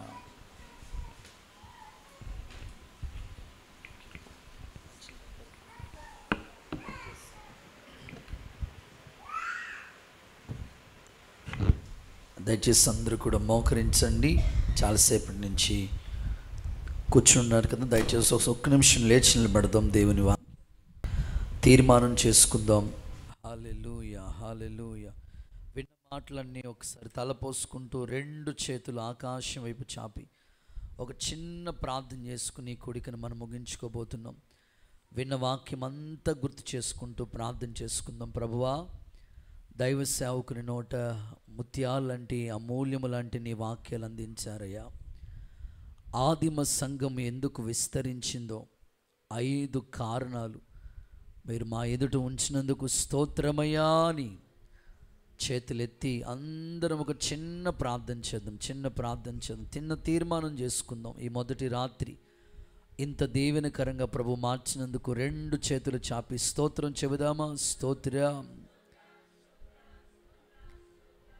ఆ సంఘం నిరుపేదలైనా, ఆ సంఘములో విద్య లేని వాళ్ళైనా, సపోర్ట్ చేసేవాళ్ళు లేకపోయినా ఆ సంఘం ఎందుకు విస్తరించిందో 5 కారణాలు మనం విన్నాం. నిజమైన బాప్తిస్మ అనుభవం వారు కలిగి ఉన్నారు. ఇంకా బాప్తిస్మ పొందలేని వాళ్ళు అడగండి, ప్రభువా సరైన మారు మనసు నిమిత్తమై, పాప క్షమాపణ నిమిత్తమై బాప్తిస్మ అనుభవం ఇవ్వండి. అలాగునే దేవుడు మనతో మాట్లాడుతూ వచ్చారు. ఆ సంఘం విస్తరించడానికి 2వ కారణం, ఎడతెగగా ప్రార్థన చేసే అనుభవం ఉంది. ప్రార్థన చేసుకోండి, ప్రభువా నేను కూడా ఈ సంఘం కొరకు ప్రార్థిస్తానయ్యా, సంఘంలో ప్రార్థించే వ్యక్తిగా ఉంటానని తీర్మానం చేసుకోండి. అలాగనే వాళ్ళు ప్రత్యేకంగా ఉన్నారు, ప్రత్యేకంగా ఉన్నారు. అన్యులతో కలిసిపోవద్దు. అలాగే వారి త్యాగం చాలా గొప్పది. దేవుని కార్యాల్లో ఎప్పటికీ ఆసక్తి కలిగి ఉండు. చివరిగా సువార్తీకరణ సంఘంలో ఉంది. ఈ 5 మాటలు దేవుడు దీవెనకరంగా మార్చినట్లు 2 చేతులు చాపి బిగ్గరగా స్తోత్రం చెబుతారా? స్తోత్రం, స్తోత్రం. ప్రార్థన చేసుకుందాం. విన్న మాటలన్నీ ఫలించినట్లుగా. అక్క ప్రార్థన చేస్తారు, తల వంచండి, ప్రార్థన చేసుకుని. మహాగణుడైన యేసయ్య, నీ పరిశుద్ధ నామానికి వందనాలు, కృతజ్ఞతలు, స్తోత్రాలు చెల్లిస్తున్నాం.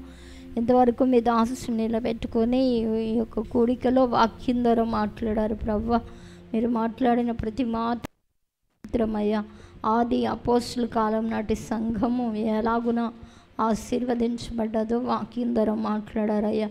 వారి యొక్క సంఘము నా తండ్రి యోదయ సమరయ గలిలే దేశం అంతటా కూడా అయా క్షేమం కలిగి అభివృద్ధి చెందుతూ సమాధానం కలిగి ఉందని వాక్యం ద్వారా మాట్లాడారు ప్రభా.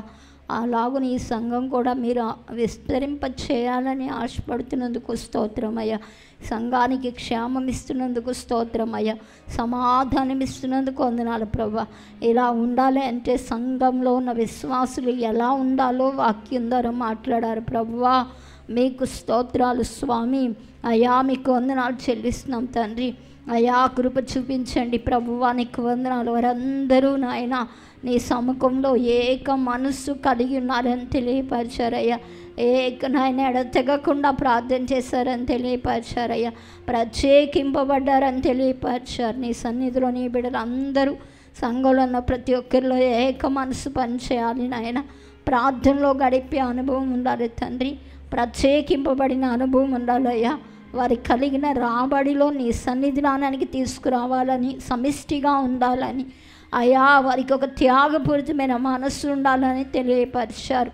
దేవానికి స్తోత్రాలు చెల్లిస్తున్నాం తండ్రి. అలాగుననే యేసయ్యా మీకు స్తోత్రాలు ప్రభా. అయ్యా నీ సముఖంలోనైనా వారందరి మధ్యలో మీరు చూపిన ఆ విశేషమైన కృపలు ఈ పరిచర్యలో ఉన్న ప్రతి ఒక్కరికి దయచేయండి. దాతృత్వం నిరుపేదలైన బహుగా విస్తరించింది ప్రభ. అట్టి అనుభవంలోనికి నడిపించండి అయ్యా. ప్రతి మాట ప్రజల హృదయాల్లో ఫలభరితంగా మార్చండి. వాక్యమైన నీ బిడ్డలు వాక్యమైన హత్తుకుని అలాగున వెంబడించి సంఘానికి క్షేమాభివృద్ధికరంగా నడిపించబడడానికి సహాయం చేయండి. ఈ రాత్రి కొడుకులో పాలు పంపులు పొందిన వారిని ఆశీర్వదించండి తండ్రి. మీకు స్తోత్రాలు అయ్యా. రేపటి దినం కొరకు బిడ్డలందరినీ సిద్ధపరిచి మంచి వాతావరణము దయచేయమని వాక్యం తిని దాసునికి ఇంకా మంచి ఆరోగ్యం దీర్ఘాయుష్నిచ్చి బలపరిచి వాడుకోనండి నాయన. ఇచ్చిన తన భార్య తన 2 బిడ్డలను ఆశీర్వదించమని యేసు నామమున అడుగుచున్నాం తండ్రి, ఆమేన్. మన ప్రభు అయిన యేసు క్రీస్తు కృప, తండ్రిని దేవుని ప్రేమ, పరిశుద్ధాత్మ అన్యోన్య సహవాసం సదాకాలం మనకి తోడై కాపాడి నడిపించునుగాక. ఆమేన్. హల్లెలూయా. అందరికి వందనాలు. ఈ ఉపవాస ప్రార్థన ఇంతటితో ముగించబడి ఉన్నది. రేపు ఉదయకాలం సరిగ్గా 5 గంటల నుంచి 6 గంటల వరకు